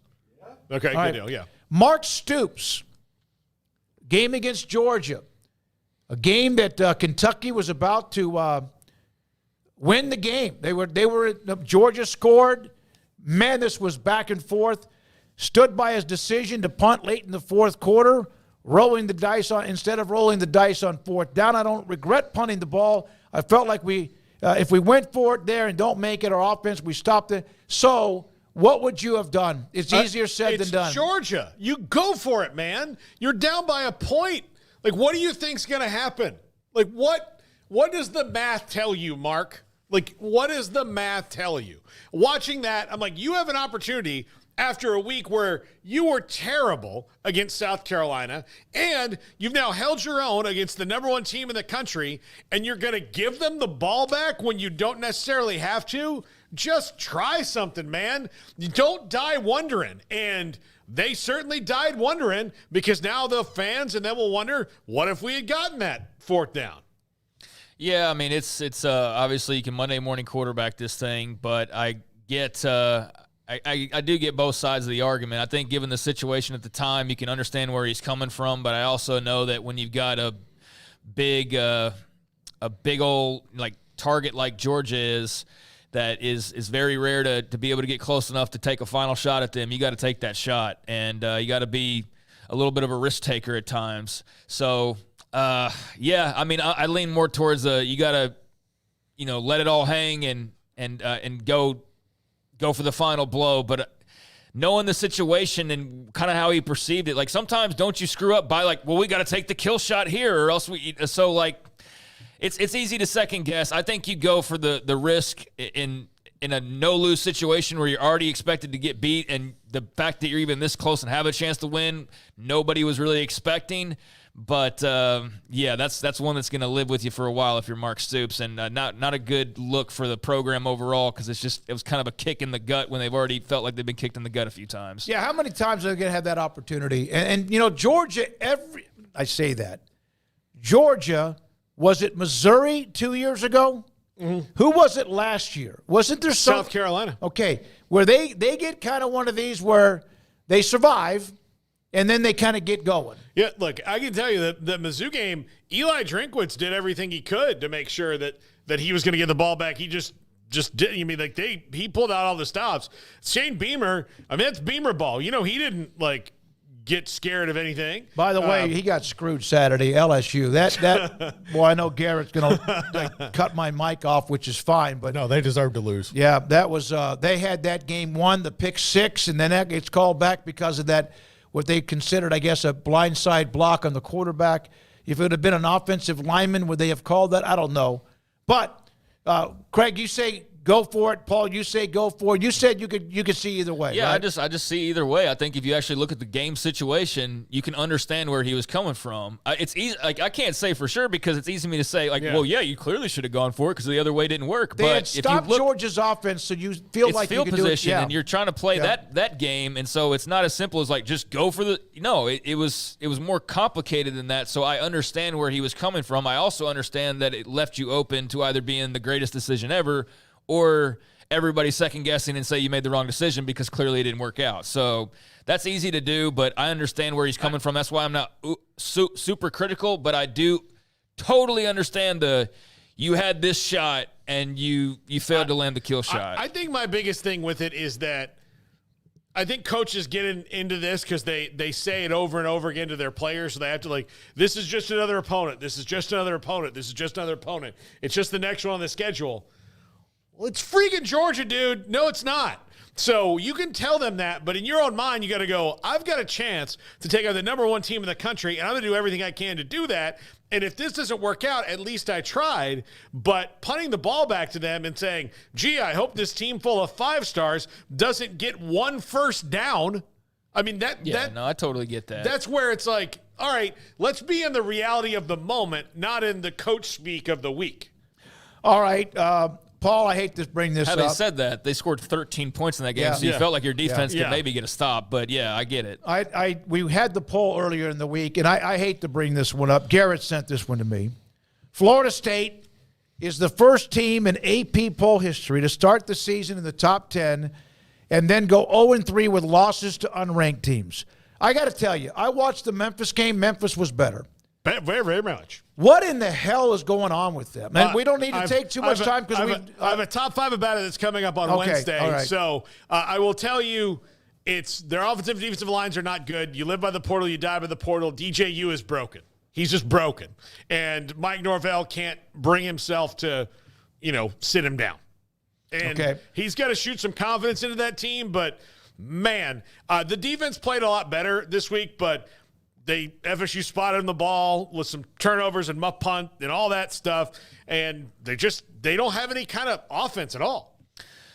Yeah, this was not all that surprising, honestly. I mean, it really was. I mean, it was shocking just because you're like, okay, at some point they're going to just win a game because they're Florida State, right? But to see that score roll in, it was not shocking. Seth Hennigan's a good quarterback. He didn't even have a big day. No, they actually did a good job. Yeah, he didn't really have a big day, but they got the job done, and so that was something else, man. I didn't know whether to laugh or cry for Paul, but certainly it's just, I mean, and then you take into account that Norvell was at Memphis before he came to Florida State. Like there was that part of it as well. So yeah, that was just crazy to see that. I almost felt like this is a running joke or something, and you're going to pinch me and I'm going to wake up and this is all just a big laugh. But it's like, no, they lost again. They lost again, and man, they are going to be lucky to make the postseason at this rate because the hard part of the schedule, I mean, they still got the ACC to ramp up the rest of the way. So Clemson, Miami, and Notre Dame on the schedule. Yeah, they paid Memphis at $1.3 million. Yeah.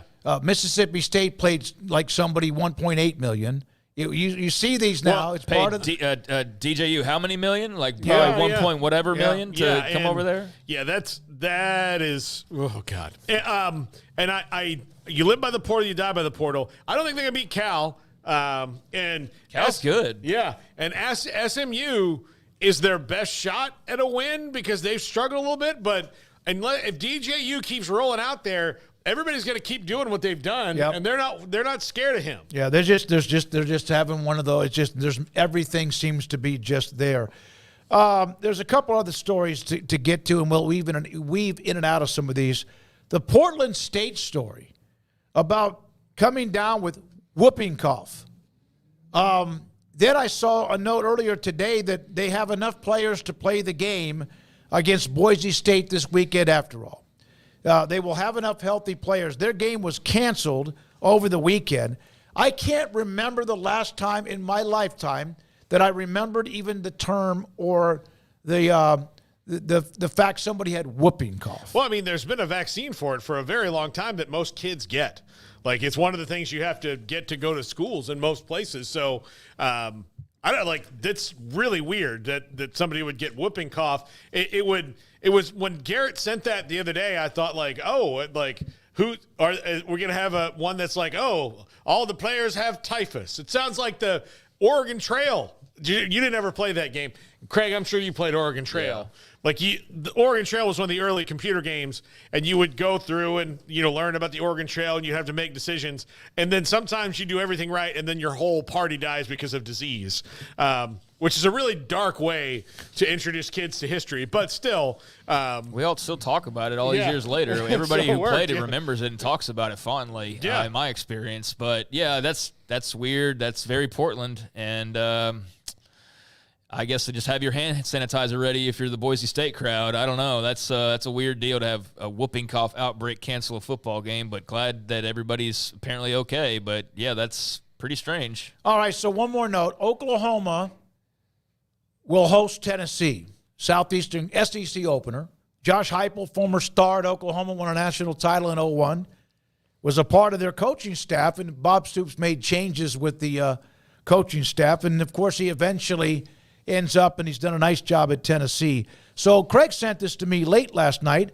Having a strong history with both Brent Venables and Josh Heupel, players, coaches, respectfully declining them all as far as interviews. All the attention needs to be on these two programs. I have great respect for the work here at Oklahoma. Da-da-da-da-da-da-da-da.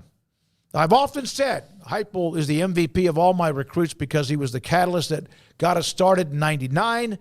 Wish them both great success, but in the end, I'm all Boomer Sooner. Yeah, well, Josh was also the only one to bring him a national championship.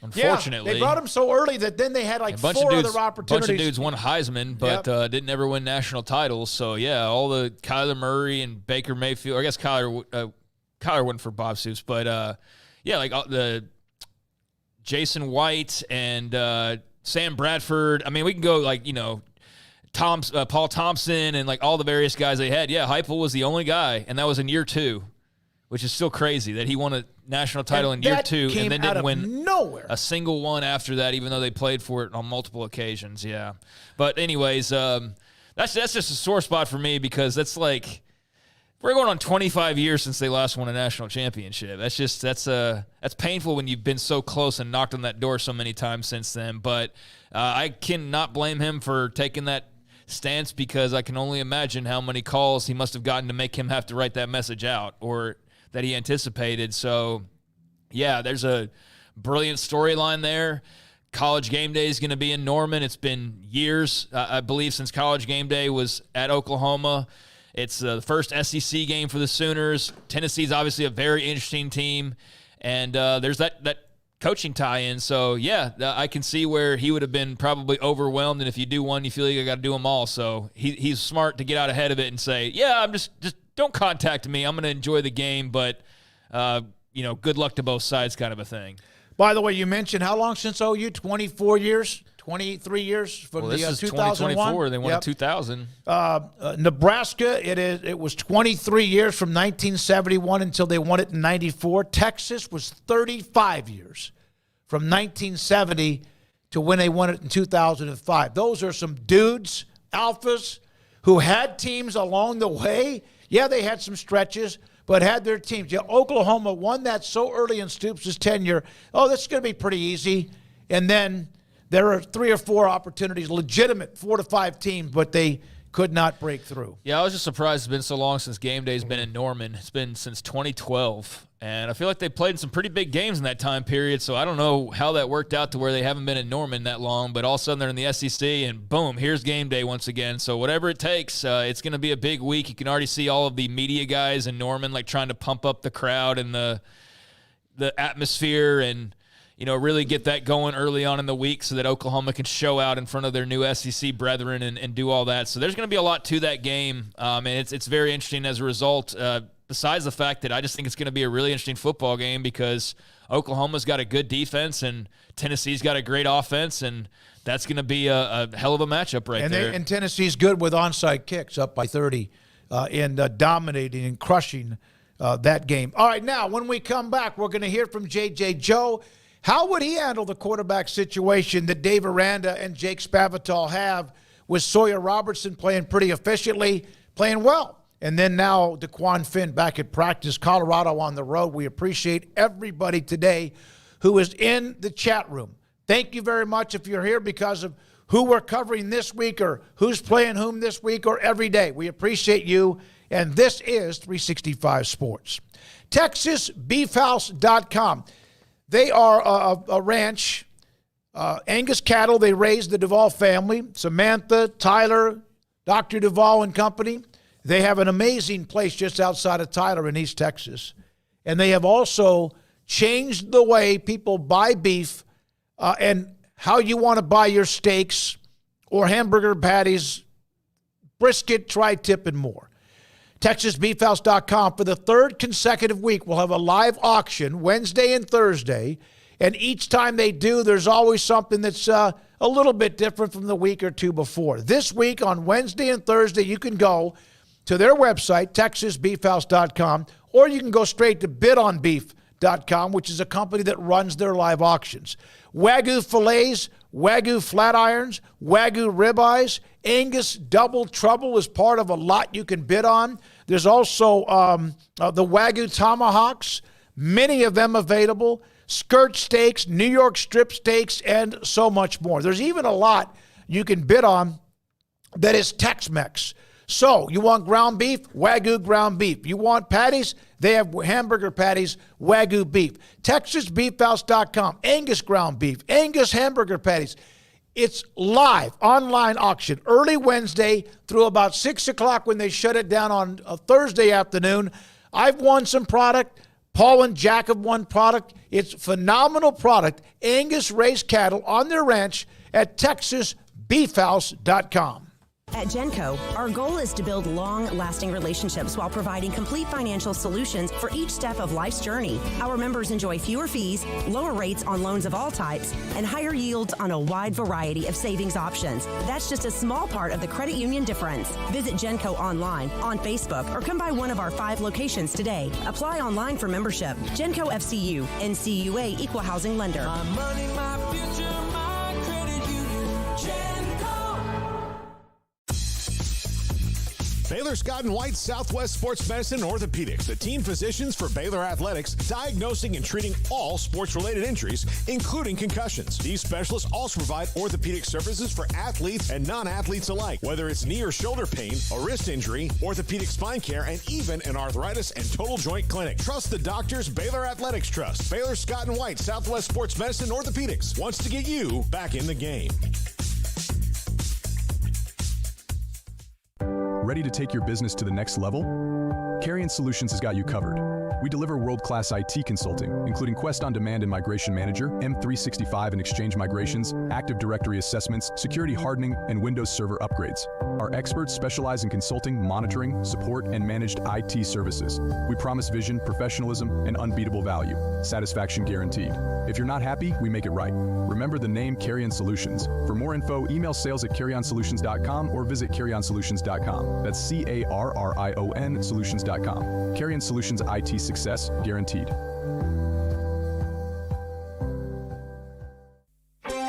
Developed by Startup Waco, a nonprofit organization, GXG is a program designed to support the entrepreneurial development of Baylor University student-athletes through NIL activations. The program helps student-athletes maximize their platforms and offers a comprehensive support system for them to create and grow new businesses that not only benefit themselves, but also uplift the local economy. Fans who wish to support student-athletes can donate to GXG via the GXG NIL NIL Fund, BaylorBears.com/GXG. Contributions to support NIL activations through GXG can be made at BaylorBears.com/GXG. For more information, follow @GXG_GreenXGold on social media and visit the official website www.gxg.startupwaco.com. GXG, empowering student-athlete entrepreneurship and uplifting the local economy through NIL activations. This is 365 Sports, powered by Sikkim365.com.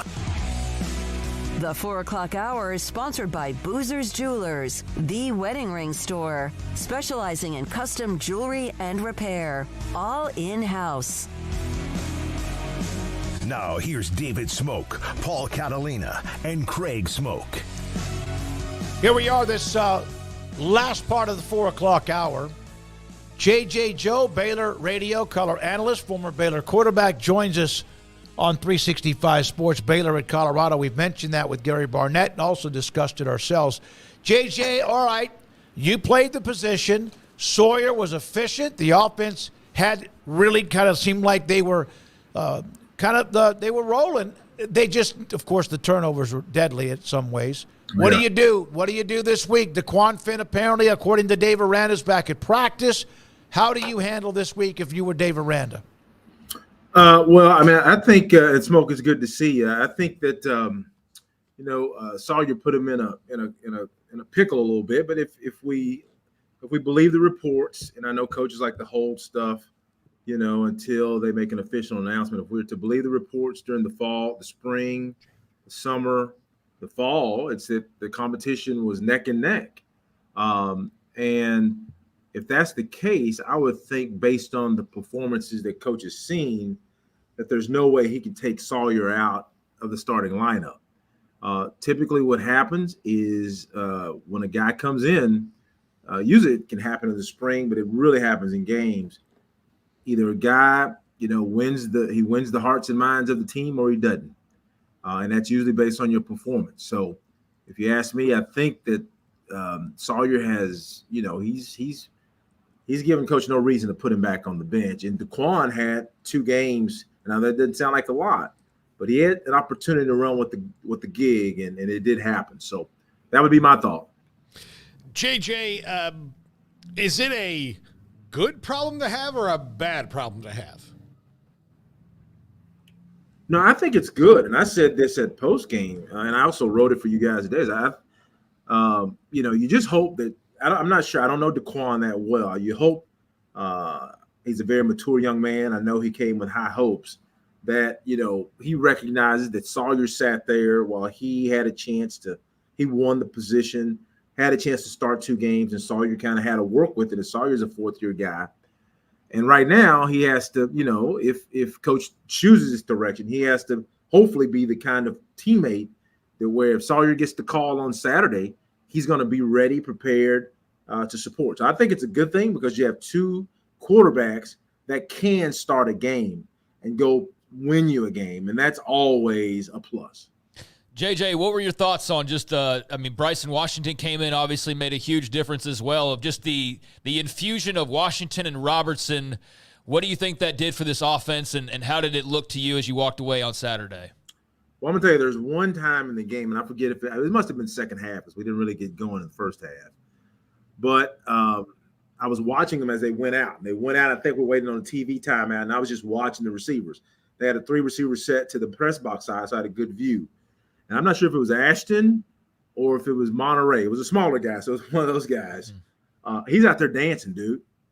That's all I had to see because I didn't see dancing in the first 2 games. I saw him dancing and it wasn't dancing like he's trying out for competition. He's kind of kicking like, hey, dude, we're active.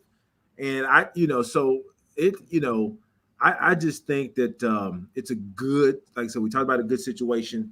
I just think that the life it injects, the guys, that whole second half, man, I was thinking like, shoot, I wish I would have saw this against Utah because I think it was just simply everybody recognizing that the new guy that he's put in, Sawyer, is able for whatever reason, able to activate everybody and put everybody in play and really make us move the ball well. So that's always, man, you're happy as a player when that happens. JJ, how many points is a turnover worth against you when you're on offense? How many points does that, if you were to kind of like say, cost a team? 3, 4, 7? I know it could be any of that. So, like, if we have the ball and we turn it over, how much is like it they worth? turned it over 3 times. Bryson fumbled and all. Oh, yeah. How much does that, in your opinion, is it almost like a double bogey is 2 strokes over par, right? Yeah. Is there a figure that would come to your head on that?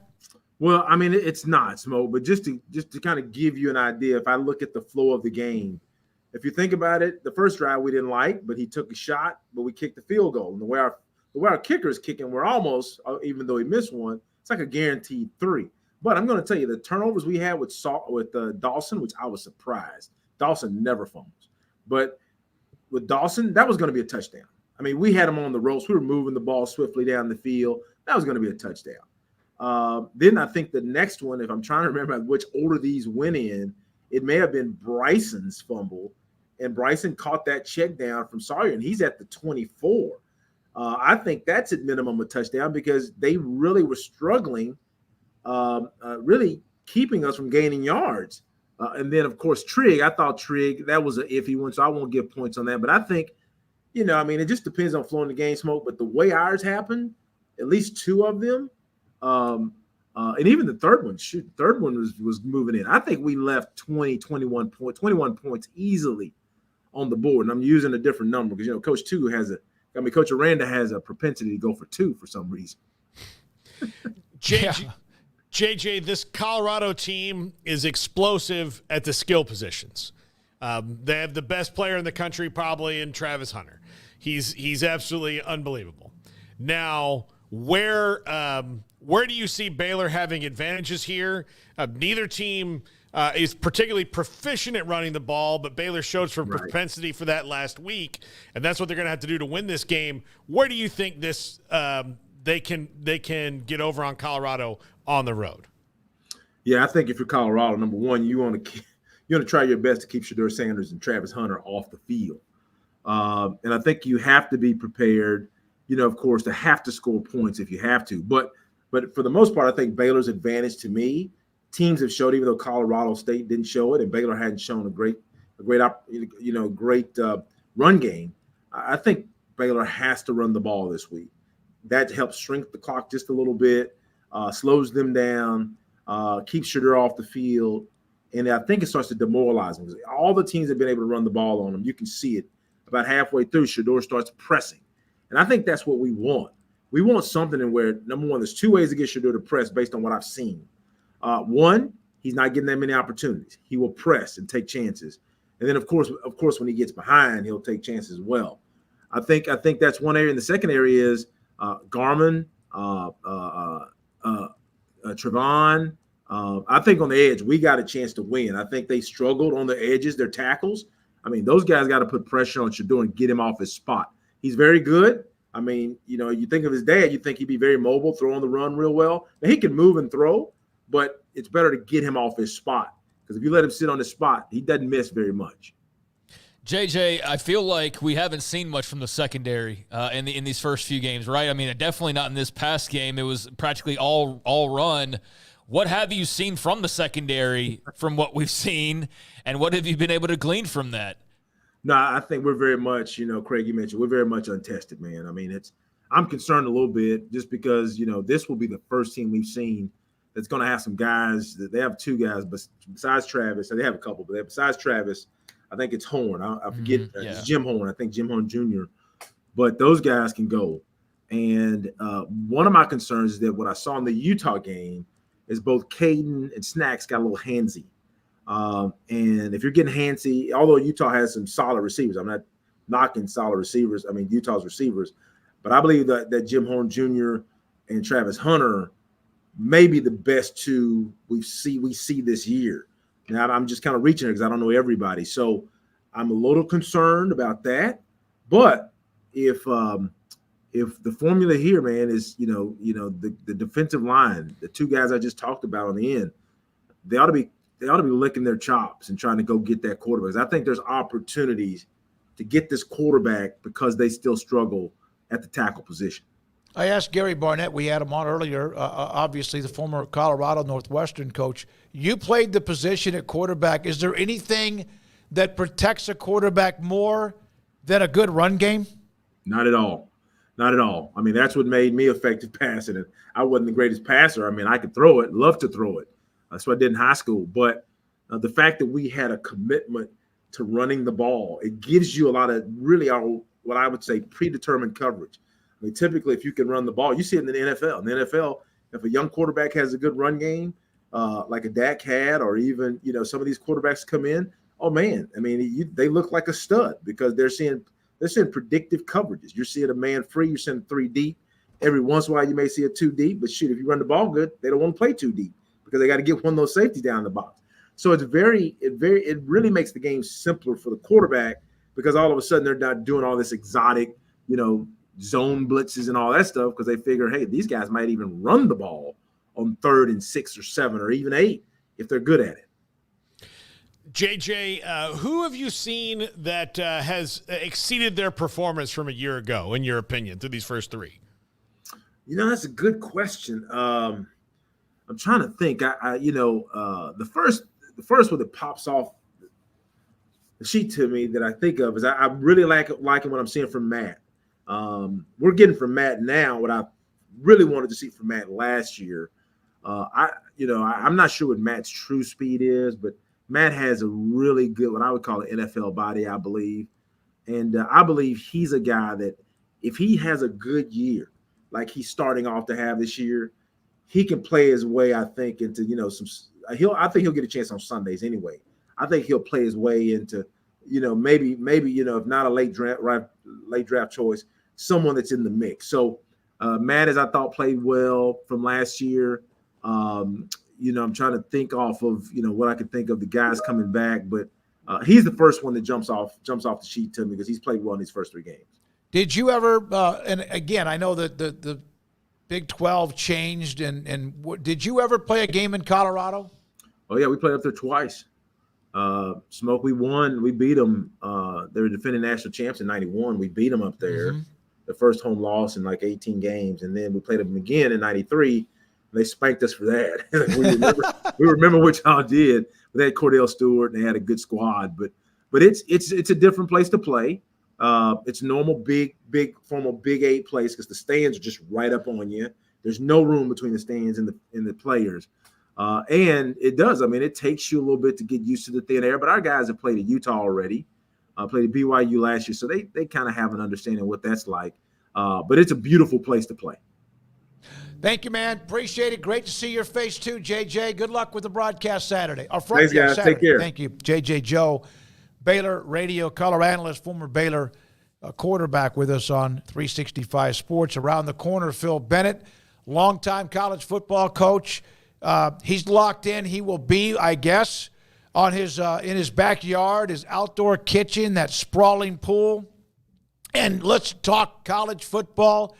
And, in fact, that's what's next with Phil Bennett. And this is 365 Sports. Alan Samuels, Dodge Chrysler Jeep Ram Fiat, as they continue, as they have every month. There's always something when it comes to dealer discounts and also what they can offer you, the customer. And their lot is loaded. Pre-owned and also the new cars. Ram trucks, Jeep, the Wagoneer, Jeep Grand Cherokee, and also so much more. So they have what you need, and they always do. So dealer discounts available. Best thing to do is if you are looking for a vehicle is drop by the dealership and ask. Possibility it is there for you to test drive one of what they have. And they have some hot rods, and they have, again, the Ram trucks that are just honored year after year after year for what they bring to the table. I've always said that pickup trucks now are as nice as any kind of a large SUV. And, of course, they have great SUVs because I mentioned the Wagoneer. Alan Samuels with Ted Teague, the general manager and also CEO Great staff to help you with a car and a vehicle. Loop 340 east of 84 in Waco. Get ready, Baylor fans. The ultimate game weekend experience awaits you at the Baylor Club. Kick off your weekend with our Friday Night Live pep rally. With live entertainment and special appearances from the Baylor Spirit Squad, it's the perfect way to start your game weekend with a roar. On Saturdays, don't miss our Knox Hall tailgate. Enjoy delicious food, ice-cold drinks, and great company as you gear up for the big game. And after the weekend's excitement, wrap it all up with our famous Bear brunches on Sundays. Don't wait. Make your game weekends legendary with the Baylor Club membership today. There are 26 letters in the alphabet, over 600,000 words in the dictionary, and just 3 of them said together can change everything. Let's order pizza. Those 3 words lead to dough made from scratch and 3 fresh signature cheeses that blanket golden crust in a heavenly melt on Marco's Pizza that'll blow your mind. So visit marcos.com to order and stop by Marco's Pizza in Belmead, China Spring, Woodway, and in Robinson. Marco's. Pizza lovers get it. With so many companies and policies out there, it gets so confusing shopping for insurance, and I never know if I'm getting the policy that's right for me. Luckily, I met the team at the Niche Group Insurance Agency. With the Niche Group, you can go to one company and get access to coverage options from many insurance carriers, and you get to speak to a real person about your specific coverage needs. With the Niche Group, I know I'm getting the right coverage at the right price. If you need insurance, talk to the experts at the Niche Group at 1-800-258-8302. TFNB Your Bank for Life is the official local bank of Baylor Athletics. Find out why more Central Texas are making TFNB their bank for life. Sign up for our Edge checking and savings accounts to earn interest or cash back. With 5 convenient locations and an award-winning mobile app, banking has never been easier. TFNB Your Bank for Life.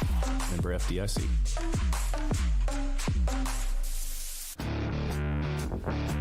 This is 365 Sports. The Sikkim 365 app is brought to you by Allen Samuels Dodge Chrysler Jeep Ram Fiat.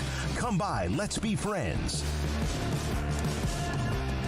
Phil Bennett, longtime college football coach, joins us on Mondays in the 5 o'clock hour, and he's out. There he is, out in that unbelievable, beautiful backyard with the pool, the outdoor kitchen, the sunglasses on. What a smile. If you were to cook something, would it be steaks if that was your go-to? Would it be lobster tails, grilled shrimp? What would it be? You know, when you come down here and finally keep your word and play golf with me at Miramont, I'm going to cook you the finest tenderloin you've ever eaten. Wow, I look forward to that. That sounds good to me. I'm just going to go with you and hang out at the pool while you guys golf. Well, you can do that. Yeah, I'll just be there. If there's beer there, I'm good. You'll have to deal with my dogs. Oh, that's fine. There's my girl right there.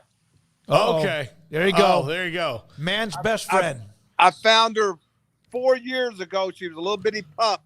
Some student I was on my bicycle and had left her out with a 2,000 buffaloes. So we saved her. Oh, wow. Holy cow. That's awesome. That is great. That is great. So, Phil, the best game I thought of the week was UCF and TCU. Yeah. And UCF gutted it out after a really kind of bad first half, came back and won that game. And I left that game thinking these are two teams that can probably hang with everybody in the Big 12 and could contend for being in Arlington at the end of the year. I would agree with that. You know, I just had a sense during the game, you could see Gus's frustration really on both sides of the ball. They were so close to taking the lead, and TCU was doing some nice things. You just knew the game, there was plays to be made in that fourth quarter. The last drive, you know, the quarterback got better and better and better.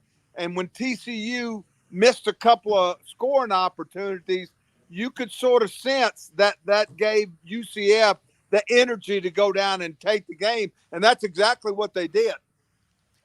Coach, do you have anything to compare Arch Manning Mania to? I mean, you talk about a storybook, just kind of a few moments that we've seen with this young man, and then the latest one on Saturday was really just another incredible chapter in what is a very young story still, but can you kind of compare it to anything? Well, you could go back, I can't really just point it out. I guess what you could say is back in the day, when everybody started playing freshmen, I think that you anoint kids too fast. What I like about Arch is he's been steadfast that he wanted to be at Texas, and he has waited his time. And, I think the book is not written yet. How good he could be, we just like right now, we want to put Texas at number one. They're going to win it. I don't see them being a dominating team. I said this earlier. I think they're a good team. I think they played Michigan, who was very average, might be 6-6. And I think, David, you know this. Our boy down in Coach Roy down in UTSA, they're down. They're not where they've been. So I still think he's a great player. I can't exactly compare anybody with him to this point, but it's going to be interesting to see what happens. We brought this up to Gary Barnett, who joined us earlier, and then J.J. Joe, who played the position, Baylor Radio, about Sawyer Robertson. Baylor had the turnovers in the first half that kept that game kind of dangerous against Air Force. And then they just, imposed their will in the second half. Robertson seemed to handle the game, manage the game, and was efficient. DeQuan Finn, according to Dave Aranda today, was back at practice. How do you as a coach juggle what you do? Because you have a young man that seemed like he gave him a spark, with all due respect to DeQuan. I think, first of all, it's anytime you're in that leadership role, the hardest thing is doing what's best for the whole and not the few. They have a situation here at A&M. They started a backup quarterback, lit it up, has played probably better than the starter ever has. But I think you get the feel. I think the people that are in charge will see and get do the measuring, and maybe, there's that old saying, and I worry about this sometimes. They say if you've got two quarterbacks, you don't have any. But there's times that there is a place for playing two guys and try to use that spark. So I'm sure they'll look at the right one. Phil, on Marcel Reed and A&M, has he potentially Wally pipped Connor Wigman? Can you hear me? Yes. Okay. He was so smooth. The moment wasn't too big. I really thought that being at Florida, we were going to see, and I thought Colin put him in some very good situations. They used his movement. The thing that impressed me more than anything is he was like Robert Griffin. Robert had a great ability to extend plays, yet keep his eyes downfield and still be able to throw the football. And I think Marcel did that Saturday. Coach, your thoughts on Tennessee and Oklahoma coming up this week? First time that Oklahoma's at game day in over 10 years or whatever. First SEC game. Heupel coming back to Norman. What are your thoughts on Vols and Sooners? I'm very good friends with a lot of them. Of course, Seth and Heupel were teammates. They were in each other's wedding. You're going to have Seth as offensive coordinator, and you're going to have Heupel as the head coach. I'm sure all Stoops will be there. I really believe that I think OU's pretty good on defense. My concern is that Brent has struggled with tempo offenses, a la Art Briles. And that concerns me a little bit. He wants the perfect play where when you play a tempo offense, you've got to get lined up, and you might not be able to be as deep in your playbook as you would like, but you can get lined up, they'll have a chance. And I think Seth is smart enough. They've got to run the ball, and I like their matchup. Tennessee hasn't played a really good offense yet, and I think they can move the ball. And I think for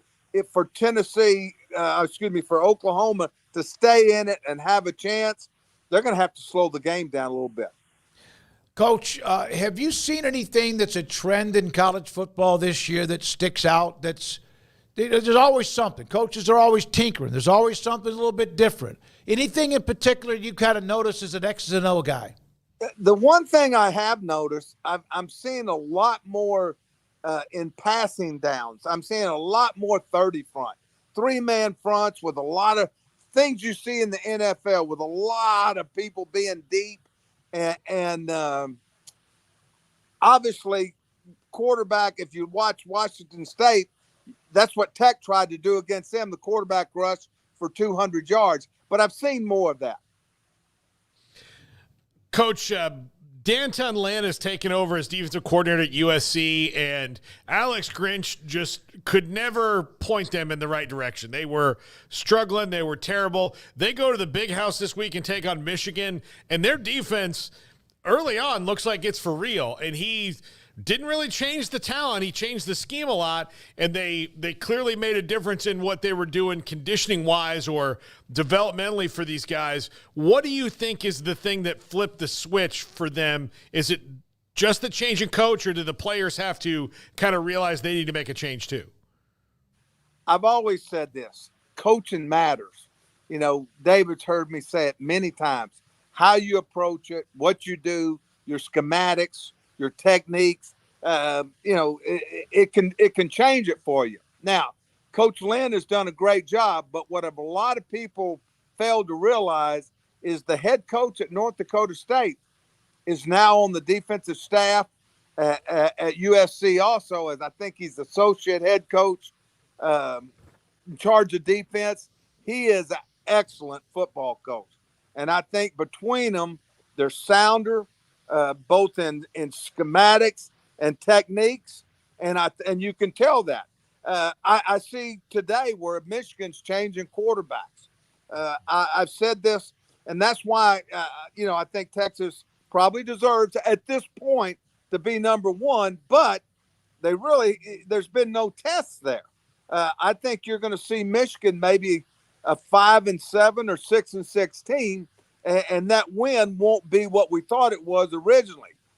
And I would be surprised if USC didn't go up there and play really well the way their offense has played and have a big day. There's a big game in the Big 12 with Utah traveling to Stillwater to take on Oklahoma State and create a little bit of separation there in the standings. You're no stranger to Stillwater or Mike Gundy. I don't know how familiar you are with Kyle Whittingham and those guys, but your thoughts on playing there, the difficulties in that, but also just a matchup between two long veteran coaches who are, I would think both of them are up there as far as the longest tenured guys in the country right now. They have to be, and both of them are excellent coaches. It's crazy. I'm telling my age. I can still remember when I was the defensive coordinator, like in 85 or 86, Thurman Thomas and Mike Gundy and Hartley Dykes beat us on the last play of the game in Stillwater. A pass from Mike Gundy to Hartley Dykes. And, of course, when we were at Baylor, they were a nemesis until we finally beat them that cold night. If you guys remember up there, we ended up losing our quarterback, and Chris Johnson goes in, and we played very well and beat them. So, Oklahoma State is tough to beat at home. Utah and what they have done, I think he might be the longest tenured coach. Both of them are excellent coaches, and Utah will bring a lot of people. They're used to winning. They can win on the road. I played both of them. I played them when I was at Pitt out there. When I was at Arizona State, I think they were number 5 or 6 in the country. We beat them out there and beat them soundly, but they're a very well-coached team, and it should be a heck of a game. I'm interested to see if Oklahoma State can play better defense than they did against Arkansas at home this week. So your former team, Kansas State, you mentioned Stillwater when you were at Baylor, but K-State roasted Arizona. That was a kind of a tight game. Then all of a sudden they do what they do. My God, nobody's ever done special teams better than back when Snyder started that, and they still do it. The punt return and ended up coasting in that game. Your thoughts about the Wildcats? That was impressive. Now, you know who the guy was that ran the kickoff back, don't you? The kid from Colorado, right? Colorado. And his dad played for us at K-State. Okay. So, and he transferred there. You know they're grinders, and they always have enough skill. Their running back, their quarterback. Defensively, they've been very impressive. I thought Arizona, has really they have a receiving group, and I really thought K-State was impressive. And when the game and using the term, as the game went on, they kept grinding it. They've got a great running game. They've got really good receivers, and their special teams has always been outstanding. What is the commitment? Does every staff commit to special teams, or do enough of them commit enough to special teams? Well, it's obvious to me that the great ones. One of the things I remember at K-State, and this goes back to Bill Snyder. I mean, it truly was a third of the game. I mean, you didn't take if you were a start. Hey, it was an honor to be on the special teams, and we led. I coached, and here I was, the defensive coordinator. I was the return guy. I coached Aaron Lockett, David. Both of them were NCAA champions. Not because of me, but they led the NCAA in punt returns and kickoff returns. I remember a big deal. Aaron Lockett, coach didn't think Eric could be a punt returner. I said, Coach, let me try to have him. And David Allen led the nation the year before in punt returns, and we ended up, and Aaron broke his record the next year. And we spent a lot of time at it, and it was game changers for us. Paul, you've always thought. Yes. I'm going to let you bring this up. Okay. All right. I think one of my criticisms of the staff at Baylor when you were there was that it didn't seem like Art cared as much about special teams as other coaches, and it cost you in some games. I would agree with that. Okay. And I'm not being critical. I just think that and there's so many things he did above other people. Oh, yeah. And I remember, I tell people this, and when I write my book, I'm going to tell them. He said, I'm not changing. First thing he told me, he said, Bennett, I just think you're egotistical enough, smart enough, you could stop them regardless of what I do on offense. I'm not changing. And you know what? I want to tell you something. I was okay with it when he told me 5 things to fill out. I shook him up when I filled it out. I said, I'm picking the players. I'm picking but that's one of the things we shared responsibility on certain aspects of special teams. Now we had some guys that were good specialists, but I would think we could have done, and I think Art might tell you, there were a couple of times, that we could have done a better job. Obviously, what comes to mind was the Cotton Bowl on the onside kick. We had a couple of those things, and I'm not blaming anybody because I was a part of it, but I wouldn't disagree with what you were saying. Phil, you have the beautiful background. Are you going to a game at all this weekend? I know you catch a game whenever you can. I mean, you're right there in the backyard of a 100,000 plus stadium at Kyle Field. I get invited every week to sit in a box or go some places. I'm actually going dove hunting. Okay. My college roommate is the owner of a group of restaurant, Wings and More, and he has a place down near Tilden, and we do it once a year. And I promised him, and we go down there. It's good camaraderie and have a lot of fun. Hey, thanks for the knowledge. As always, it's great to see you, man. Appreciate your time. Guys.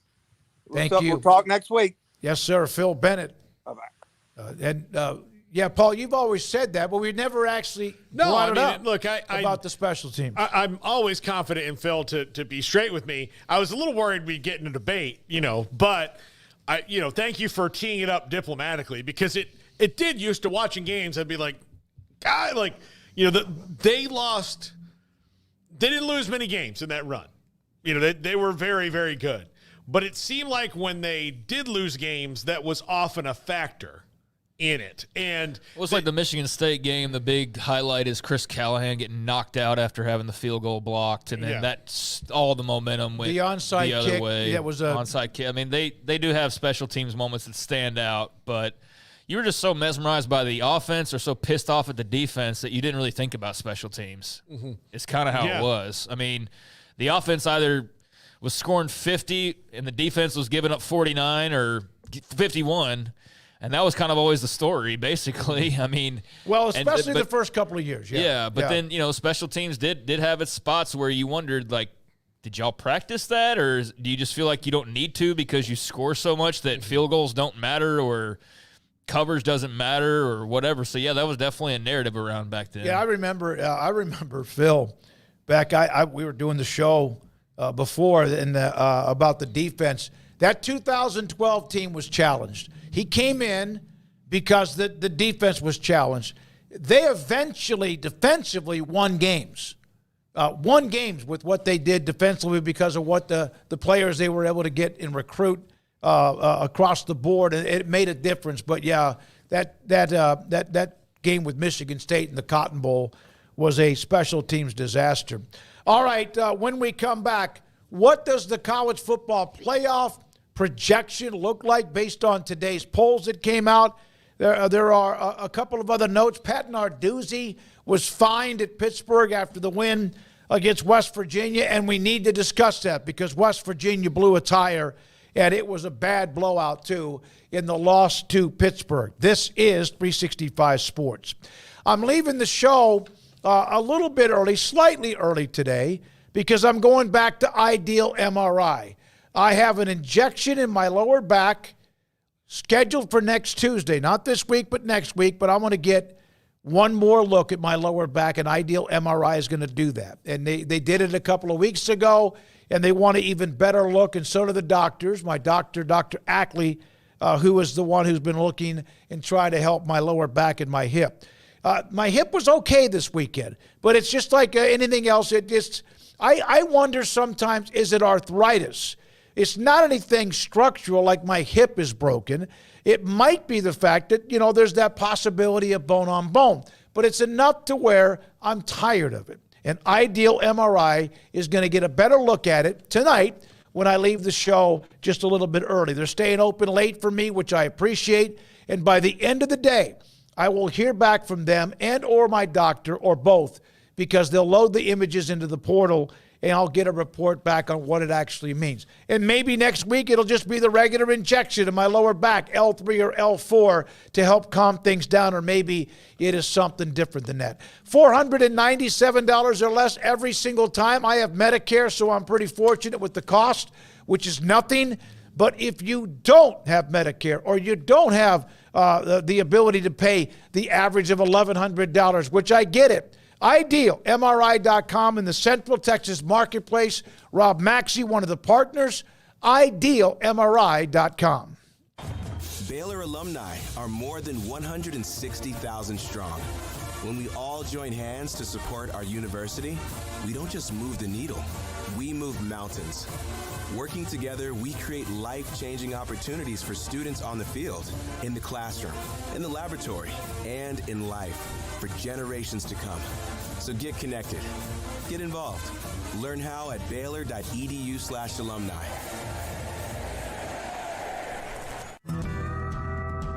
Midway Athletics and UBO Business Services are two names that exude winning. From Midway's top Central Texas Star test scores to college-like extracurricular facilities and UBO Business Services' industry-leading customer service scores, you can trust in these two winning programs. Best of luck to Coach Joe Gillespie and the Midway Panthers. And look at your sticker on your office equipment. If it does not say UBO, call Midway Class of 2020, Duff, Daxon, Dane, or Sean Hunt at 254-709-2101 or ubeo.com. Our good friend Brad Boozer, Boozer's Jewelers here at 365 Sports. Now, Brad, people who watch and listen to our show know I'm a double-time customer for you, engagement ring and wedding band, and you guys do that great, but that's not all you do at Boozer's Jewelers. Absolutely, and I always like to say, it's a new year. It's a great way to start the year out. Go through your old jewelry. Go through your wife's jewelry box. Go through anything you're maybe not wearing, something that's broken, something that you're not using. We do a massive amount of custom work. We can take your old jewelry, old diamonds, old watches, and we can convert it into something special for you and make a one-of-a-kind piece of jewelry. And if that's not something you're interested in, a great thing is we can turn that into cash. So we buy gold, we buy diamonds, we'll buy Rolex watches, any kind of heirloom jewelry, anything that's maybe passed down to you. Boozer's Jewelers, where do they find you, Brad? We're at 1025 North Valley Mills Drive, right on the corner of Lake Air Drive and Valley Mills with the big clock on the corner. This is 365 Sports, powered by Sikkim365.com. This segment is brought to you by Bud Light. Enjoy the smooth, crisp taste of Bud Light beer. Easy to drink, easy to enjoy. All right, the college football playoff projection, now that the latest polls are out. Texas won in the AP. Georgia remains number one in the coaches poll. And, of course, they'll eventually play, maybe 3 times, who knows. At least once, maybe twice. But there will be other games along the way. Here is what it looks like. Those are the teams with the first-round byes. And then you see the first-round games. And eventually how that bracket will fill itself out. And who knows? I love looking at this. It doesn't change much, but it changes just enough to where we look at it every single week. Yeah, clearly, this is going to be so loaded with the SEC that you might as well, they might as well have gotten their way of having the Invitational like they wanted. But, I'm curious once they start playing each other how that derails seasons in one way or the other. So if if Georgia and Texas play and say Texas blows out Georgia and Georgia has a major injury, does that mean that Georgia's going to have to fight back in, or is that just a momentary lapse? Or how these things get, especially as these teams start playing each other? Alabama and Georgia play in a couple weeks, so that's a huge one that's coming up that will determine this. Ole Miss plays all of these people, so again, it's going to get messy. Yeah, I mean it's cool to look at. Not really too, I guess, opinionated on it all right now. I mean, because it's so early on, but I know at the same time we're already approaching the midway point of the season. So it's cool. I don't really have strong feelings on the seeding or anything right now because, again, so much of that is destined to change, but it does look like a lot of fun. I mean, Oregon, Tennessee would be phenomenal. Who is that? LSU, is that LSU in Texas? No. That's NIU. That's NIU, Northern Illinois, which could be Boise, which could be Memphis, who could be whatever. Yeah. So I mean, it could be Washington State. Could be any number of teams, but I think it's a lot of fun to look at and a lot of fun to anticipate what some of these matchups could look like. There's obviously though a lot of chances to have some rematches. I don't know how that's going to be taken. As far as when we get to that point, if we start to see a lot of rematches, does that suddenly become like a bugaboo about the playoff, or is that something that's great? Because we wanted to see Georgia and whoever a second time around, Texas potentially. You can't avoid that. I mean, the best teams, the cream's going to rise to the top. But, yeah, it's a cool-looking field, and it's just so early to really get too hot or bothered by any of it at the moment. So there's the college football playoff projection. 2 of the top 4 seeds are projected to win. Miami at 3 and Utah at 4, at least here, projected to lose to Alabama and also to what would be 5th-ranked Texas, or 5th-seeded Texas is the better way. Here's a note. Tyler Van Dyke is out for the rest of the year. Wisconsin quarterback that just came down, out for the rest of the year, hurt early in that loss to Alabama up at Camp Randall. It looked, very painful, like when he got hit. Braden Locke will now be the starting quarterback there. He's from Rockwall, Texas, and went up there to play for Phil Longo. He was he at Oklahoma first? Braden Locke, where did he transfer from? Or did he go right there? I don't keep up with recruiting nearly as much now. I'd lose track. I don't remember him in particular, though. There was, I think he transferred up there, but or he might have been a commit. But he's on his way to the starting job now. So Good luck for Wisconsin. And they were rolling the dice anyway with Tyler Van Dyke, who has suffered a ton of injuries throughout his career, then has gotten less effective as his career's gone on. But best of luck to him in healing up too, because that looked really painful. He is from Rockwell. I don't know if it's Rockwell High, which wouldn't surprise me, or if it's Rockwell Heath. High. Okay, all right, because Heath, of course, has Hoover, who's now the starting quarterback at TCU. He was at Mississippi State first. I'm sorry. Okay, all right. Here's a note. Craig had put this up about Baylor in the win against Saturday night, and then Eric Kelly with a follow-up on the Baylor defense. They're the first non-service academy to hold Air Force without a touchdown since San Diego State 21 years ago. Baylor also became the first non-service academy to outrush Air Force since Wyoming a couple of years ago. Low-scoring game, obviously, and I love that. I love that offense. I love watching it. I don't want to have to defend it, and it can create a lot. They never really gashed Coach Aranda's defense, but it is so much fun to watch. But I do think that was their plan, was to keep it in the 6-3 range. Oh, yeah. So the first half went exactly according to plan. Is let's make sure this game is difficult and ugly, and if Baylor makes a critical mistake at the wrong time, then hopefully Air Force pounces. That's probably his game plan.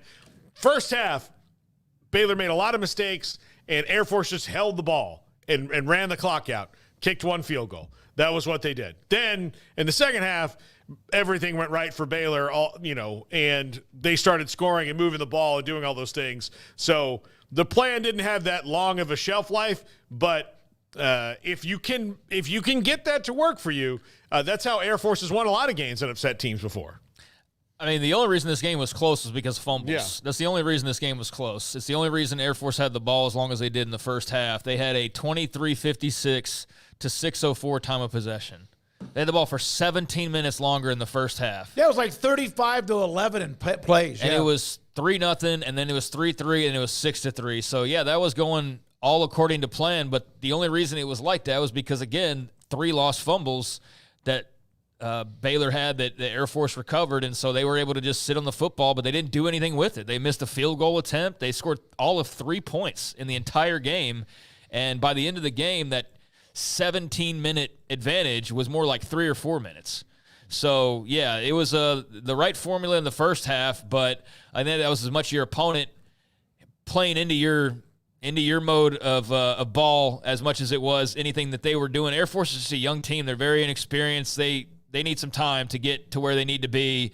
They're not the team that you saw a couple of years ago in the bowl game, even though it's the same school. So you got a little bit of measure of revenge from the Armed Forces Bowl. But, yeah, that was a much different looking, much less experienced and seasoned Air Force team. But, kudos to the Bears for being able to post a shutout. I mean, I do look at it like you played a pretty poor offense, but we'll see how it is this weekend, because they're going to have a team that's throwing it around and testing that secondary unlike it's been tested through 3 games. And so we'll really see what's what with the Baylor defense, I think, once they go up against Shedeur and those wide receivers. Speaking of Air Force, there's various reports that Air Force is now in conversation to join the American Athletic Conference. Well, that would put them in the league with the other two. So with Army and Navy. So let's make this a league deal. I'd love it. I got to tell you, watching that game, and I know this is from all of us have connections in some ways with relatives, whatever, in the military. I love the fact they were there. I love the atmosphere. I thought, by the way, Baylor athletics and the fan base for the first time in a while were all on the same page when it comes to the blackout. Obviously, the freshmen have their gold shirts that they wear on the line. I thought that was one of the better overall from start to finish, despite a 6-3 halftime, with everybody kind of locked in on the same page. Yeah, I mean, it was great. I just hate that there's nobody there by the end of the game. I mean, that's the second time they won at home, and the players go to the band to do the school song, and there's like 10 people standing there, Like, that's the only drawback, but I get it. It was late on Saturday night. Most fans are coming in from out of town. I just want that for the players, especially after a game like that was pretty exciting. But Beyond that, that's a minor complaint. Yeah, it was a great atmosphere and pretty packed and wasn't quite shoulder to shoulder all the way through, but it was the best crowd there had been in a while, and it's just a shame they didn't give them more to cheer for early on because you could tell they were frothing at the mouth to get excited, and he gave them the punt block, and then you did nothing with it, literally did nothing. I think you gained – it was either you gained or lost a yard over the next 3 plays after the fumble. So you did nothing with the punt block. You got a field goal and you opened the scoring. But they were, like, ready to go crazy. Like, if you had punched it in there, the top would have blown off. But they had to wait all the way into the second half, really, to get too excited about anything. And then once you got into that rhythm, it was a lot of fun. So, yeah, that was great to see. It was great to see a blackout for the first time in years. It was great to see the school no longer, cowering to the public as far as what they should be allowed to do or not because of, things that happened a decade ago. Not dismissing those, but, like, the whole idea of you can't do blackouts because they were done back in the day. You know what I mean? Like, I don't agree with that anymore at this point. So I'm glad that we've moved on from that in terms of being able to have a blackout. You got the win, and, it's very exciting. As far as Air Force goes, I mean, the American's going to have to do something. I don't know that how this is like all imminent moves that are being discussed, but it's pretty clear that the American's in danger of being plucked by the Pac, and they are used to that at this point because the Big 12's come to town, and they've had all these various movements. So I think it's only logical to look at a school like Air Force and then think of the service academies being joined together and liking the idea of what that could look like. So good for Air Force if that happens. I agree. Robert Thornton, our good friend from Myrtle Beach, a West Virginia fan, was very frustrated. I would rather have someone just take West Virginia out into the streets before the game, beat us with an ugly stick. It just got over losing the game the way they did. They were going to beat Pitt. Up 10. Under 5 minutes left. They give up like a 2nd and 30 or whatever it was. And just threw up all over themselves. They've now lost twice. They lost to Penn State, got blown out in that game. This was a game in which they absolutely looked like they were in complete control. And they're starting to get a little bit impatient in Morgantown, West Virginia. Yeah, they're very disappointing to watch right now because there was a lot of hype and they had that chip on their shoulder again and all of that. And then losing the backyard brawl. The state of Pennsylvania has not been kind to West Virginia, really ever. But, right now it's really not been great this early part of the season. And if they get into the Big 12 and these things persist, then we're talking about Neil Brown again, which I thought he had taken the bullseye off his back, but 1-2 to start the season, not where he needs to be. Yeah, that was an awful loss and no way to sugarcoat it. That was an awful loss. You're up by double digits with 5 minutes to play, and you end up losing to a rival on top of that, and losing in enemy territory, so it's just even more amplified, the final moments of that game and the end result as you have to travel back home. And now interesting game with Kansas where both teams are really hurting for a win at this point in time, even though it's still relatively early. I mean, we're coming to the end of the first month, and somebody's going to be sitting in a really precarious situation versus what they thought. And certainly if that's West Virginia, you're 1-3 at the end of the first month. And, yeah, you best believe, damn right, there's going to be some hot seat talk again around Neil Brown. Not that it's necessarily warranted or valid, but it's going to be there because you're 1-3 coming off of a year where you played the disrespect card and proved everybody wrong, but then brought pretty much everybody back from that and started to beat your chest a little bit and feel pretty good about things, and you're potentially 1-3. Now, if they win, then that'll cool a lot of things off. That'd be a nice win over Kansas, especially being at home. But, yeah, that was a really bad loss, and Pitt has just found a way the last couple of weeks against Big 12 schools. I mean, they were dead to rights against Cincinnati. Cincinnati let them back in that game, and they won. And then here in this game, you thought it was pretty much over with, and here comes Eli Holstein again. He's just got a flair for winning games at the end so far this season, and credit to him. He's a good quarterback, but you couldn't help but feel like West Virginia let that one get away. All right, Pat Narduzzi, speaking of West Virginia, Pittsburgh, was fined by the ACC $5,000. ACC issues public reprimand for him, violating ACC sportsmanship policy by criticizing the officials. He's really unlikable, man. He really is. He's so unlikable. I think West Virginia also has some things they could point out from that game. It's not like everything went their way, but I don't know. I think they're less worried about the calls and more just pissed or sad or whatever they are. But, yeah, I don't know. I didn't get to watch every down of this game, but based on some of the feedback that I saw, West Virginia had some rights to complain as well, and Pitt did too.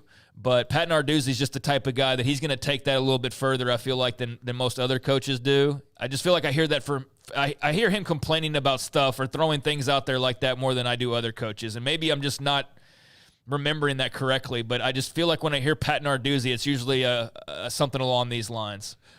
Yeah, he's grumpy. We met him at the with media sessions at the Cotton Bowl when Michigan State played Baylor. He's grumpy. Most defensive coordinators are kind of grumpy. Except Phil Bennett. Yeah, I mean, I don't like it, like coaches necessarily getting fined though, because I don't like the fact that officials are bulletproof. I mean, there's bad calls. I think you need to point it out. But at the same time, I don't think that you had a totally valid argument that it was just one-sided and you guys had to beat the officials. Like, that's where I think you're full of it. But I think it's valid to criticize where criticism is due, and this whole idea of in sports, like officials, well, they're volunteers or whatever well, excuse. No, they're not. Yeah. But they make some good coin. No, you hear that at like the high school level, and it's like, okay, it's understandable there, but you get into college and the NFL, and it's past that. It's to where there's big money, right? There's jobs riding on these games. There's millions of dollars riding on each one of these games. And I don't think it's asking too much for you to just be held accountable sometimes. So if there is a situation where it is one-sided and Pat Narduzzi has a point, why would that be a bad thing to point out? No, rot. I agree 100%. Yeah. We can argue that with any of the officiating like directors or whatever. Well, then they should be held accountable, and anything reprimand should be public as much as it is for Pat Narduzzi or a coach who calls him out. Nobody's telling you to give the phone number out to the West Virginia fan who wants to like make it, serious or anything, or Pitt fan or whoever. You don't not protect these guys, but you don't let them just go willy-nilly and make mistakes and not ever have to answer for them because there's too much at stake for that. So yeah, I appreciate the I guess criticism, but I just feel like I get that from Pat Narduzzi quite a bit. Well, I just think that, you get a generic statement from the conference that it's come to our attention or whatever. I think if you are making the money they're making, I think if you are in a position that's important, and officiating is, if you have made a mistake, I don't know why it would be so difficult to call out the person who did it, but maybe there's a safety reason for that. That's the only thing I can think of. Okay, Paul Catalina. And, let's get one more thing. Wake Forest and Ole Miss. Wake Forest canceled next year's game. Buying out the second game, Wake Forest must pay $1 million in a cancellation fee. Ole Miss beat Wake Forest on Saturday 40-6. Yeah, this is the reverse. Usually, usually you pay somebody to come to your place and beat them. You don't pay somebody to go to their place and lose like they did. They had to play a $1 million buyout. But I get it. If I'm Wake Forest, I'm in the state that I am right now, which is a total rebuild. Playing Ole Miss again is not going to help you get to where your goals are. I hate it, but I kind of get it. I don't like when teams buy out of games. I think you should take your lumps, but, I don't know. They're very much struggling to find their way in the new world. Especially NIL-wise, they keep losing good players to other places. So, yeah, and I think this was actually canceled before the game. So there's Twitter for you. Yeah, but based on some of the things I saw, that's also why they got rolled pretty badly. Ole Miss beat them up pretty good. Well, I know, but the decision was made prior to that. But it's more fun to say, hey, they got beat up, and so then they decided to cancel the game. Yeah, but in reality, I think it was actually a decision that was made prior to the beatdown. Sorry to take the fun away, because it's more fun to think of the Demon Deacons tucking tail and running from the SEC or something, but I do actually think that was already in the works. But it was fun timing-wise to perceive it that way, and I just think that's unfortunate if you were hoping for the return trip. Maybe that was a big game you were looking forward to. You're not going to get that per se if you're a Wake fan. I don't know who's the one that beat Mississippi State. Was it Toledo or who was it? Who beat Mississippi State over the weekend? That there was a $1.8 million. I think it was Toledo. Toledo, yeah. DeQuan Finn's ex-team with a nice win against Jeff Levy and Blake Shapen. It was Toledo. Yeah, $1.8 million. Florida State, Memphis was like in $1 million or something like that too. Yep.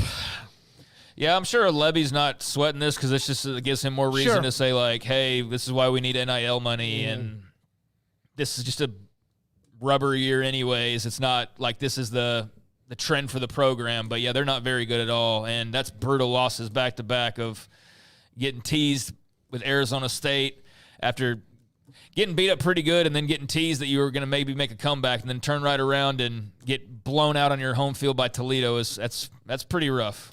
All right, Paul Catalina's top 5 is around the corner. Again, thank you very much. If you haven't hit the like button or subscribe to this show, we would appreciate that as we try to continue to grow thanks to you. Also, as always, we appreciate our great sponsors of what we do. The top 5 with Paul Catalina is next. Hello, Richard Carr, Buick GMC Cadillac. They are the people that you can count on and the people that thousands upon thousands of Central Texans have counted on for over 20 years now when it comes to getting all the things done that you're looking to get done with the vehicle that you own or the vehicle that you're hoping to own in the very near future, whether that new or pre-owned, whether it's just getting the car you have worked on. They can handle all those things over at Richard Carr. And right now it's time for football and big savings on cars and trucks as the Richard Carr Kickoff the Savings event continues on. And right now, one of the deals they have is on the GMC Sierra SLTs, the 2024 models, multi-pro tailgate, first-class interior, power to get any job done. The GMC Sierra is the truck for Texans who want to drive the best. And right now, you can save $9,000 on all 2024 GMC Sierra SLT trucks in stock. With a 2010 or newer trade-in for qualified buyers, you can find Sierra trucks for under $40K on the lot right now. Just see the dealer, in this case, Richard Carr, of course. For more details, you can visit their website. You can call. You can go see them in person. But right now, thousands of dollars in savings on the 2024 GMC Sierra SLT, amongst many other options. But if you're also looking for perhaps a pre-owned car and truck, they've got a lot full of quality pre-owned cars and trucks, all highly inspected, over 100 vehicles on the lot right now and priced to move. So remember, their goal is always 100% credit approval. It's time for football, time for savings at the Kickoff the Savings event right now. Visit them at richardcarr.com and Richard Carr Motors. You need things done quickly. But if you're still tying your critical applications together on multiple shared public networks, you've probably been feeling the slowdown. And that's no good for business. A private UPN fiber network can get you and your business moving at the speed of light. Whatever you need, we can build it. Internet, Metro Ethernet, Waves, dark fiber. We deliver custom private networks and are focused on business customers only. Our next generation 100% fiber optic infrastructure offers you low latency and ultra scalable bandwidth with speeds up to 100 gigabit to run your critical applications. Your connection won't be limiting your performance anymore. It's diverse and scalable, so it can grow and change as your business grows and changes. And with a secure carrier-grade private network, you'll have all the reliability you need. Contact UPN today to learn more. Fast just got faster.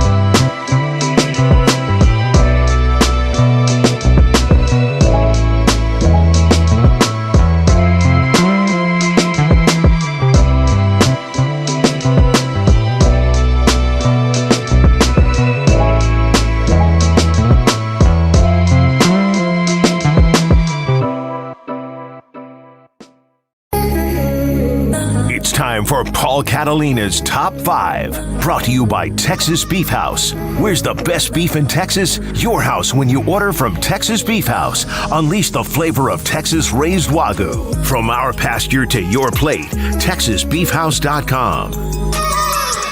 Welcome into the Top 5. Happy Monday. Hope you enjoyed the football weekend. I hope that your fortunes were better than the Florida Gators, because today's topic is Top 5 Billy Napier replacements. Now, he has not been fired yet.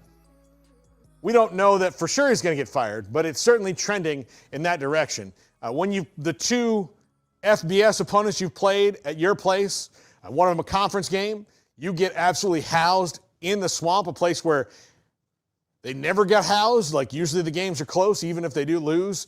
Getting housed by two teams to start the season and being 1-2, that's not good for Billy Napier, especially coming off the disappointing seasons he's already had in Gainesville. And of course, we're brought to you by Texas Beef House. Go to bitonbeef.com and use our promo code 365sports at the auction. First up, if they go the NFL route, and please don't read Brian Daboll's lips here, because he's like, why are you putting me in this, man? I've already got it stressful enough. I've got Daniel Jones.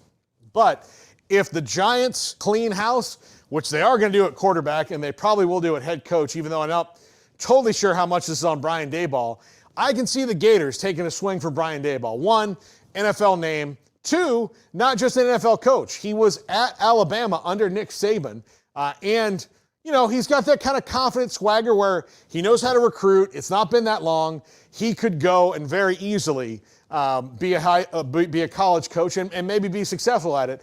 And this is historically what Florida does when they have a coaching search. There's always like an NFL name out there, and I would say this might be the one, even though Florida fans were like, no, the Giants suck. But Daniel Jones, notwithstanding, this guy was a very successful offensive coordinator, Nick Saban at Alabama. Number 4, Alex Golesh at USF. The Bulls are pointed arrow up, and they're not going to be able to keep him for very long, in my opinion. Yes, they lost to Alabama, but they played that game valiantly. The offense is high-flying. They've got a quarterback in Byron Brown who's really good, and that all comes from Alex Golesh, who studied under Josh Heupel as the OC for Coach Heupel for a lot of years. Now he's on his own at USF and doing a great job. Again, the arrow's pointed up on the Bulls and Alex Golesh, so I would not be surprised. Although I do think for these next two, it'd be maybe a bit of a stretch, seeing as Billy Napier came out of the Sun Belt. They're probably going to want big SEC type or NFL type names somewhere in there. Number 3, Jason Candle at Toledo. I keep saying this guy's name every year when it comes to coaching searches. He's ready to go. Now, the jump from Toledo to Florida might be too big, but if it's the right guy, it's the right guy. And if you want to see him win an SEC game, you have to go back no further than 72 hours and watch what he did to Mississippi State. Toledo absolutely shredded them to pieces. I think Jason Candle's ready for that next step. And maybe it's not at Florida, but it's going to be somewhere. Number 2, Jedd Fisch. Hey, he's only been at Washington a year. Guess what? Where did Jedd Fisch go to school, everybody? He went to the University of Florida.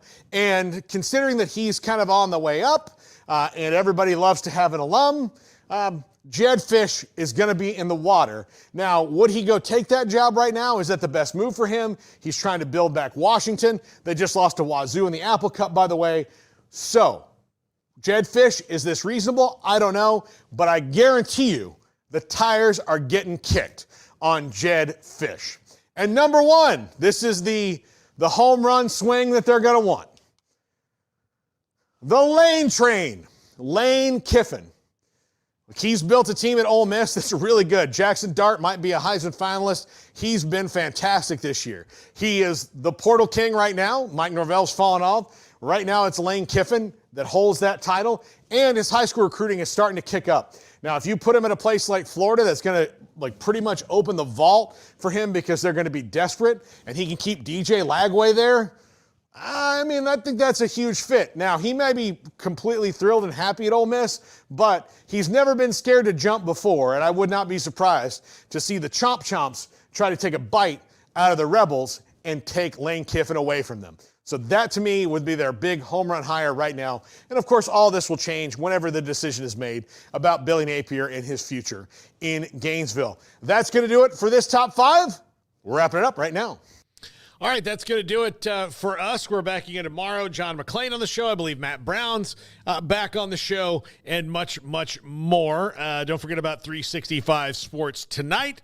And thanks to Gary Barnett, JJ Joe, Phil Bennett, for Craig, for Smokey, for Jack, Garrett, and Emery. I'm Paul Catalina. Good night, everybody.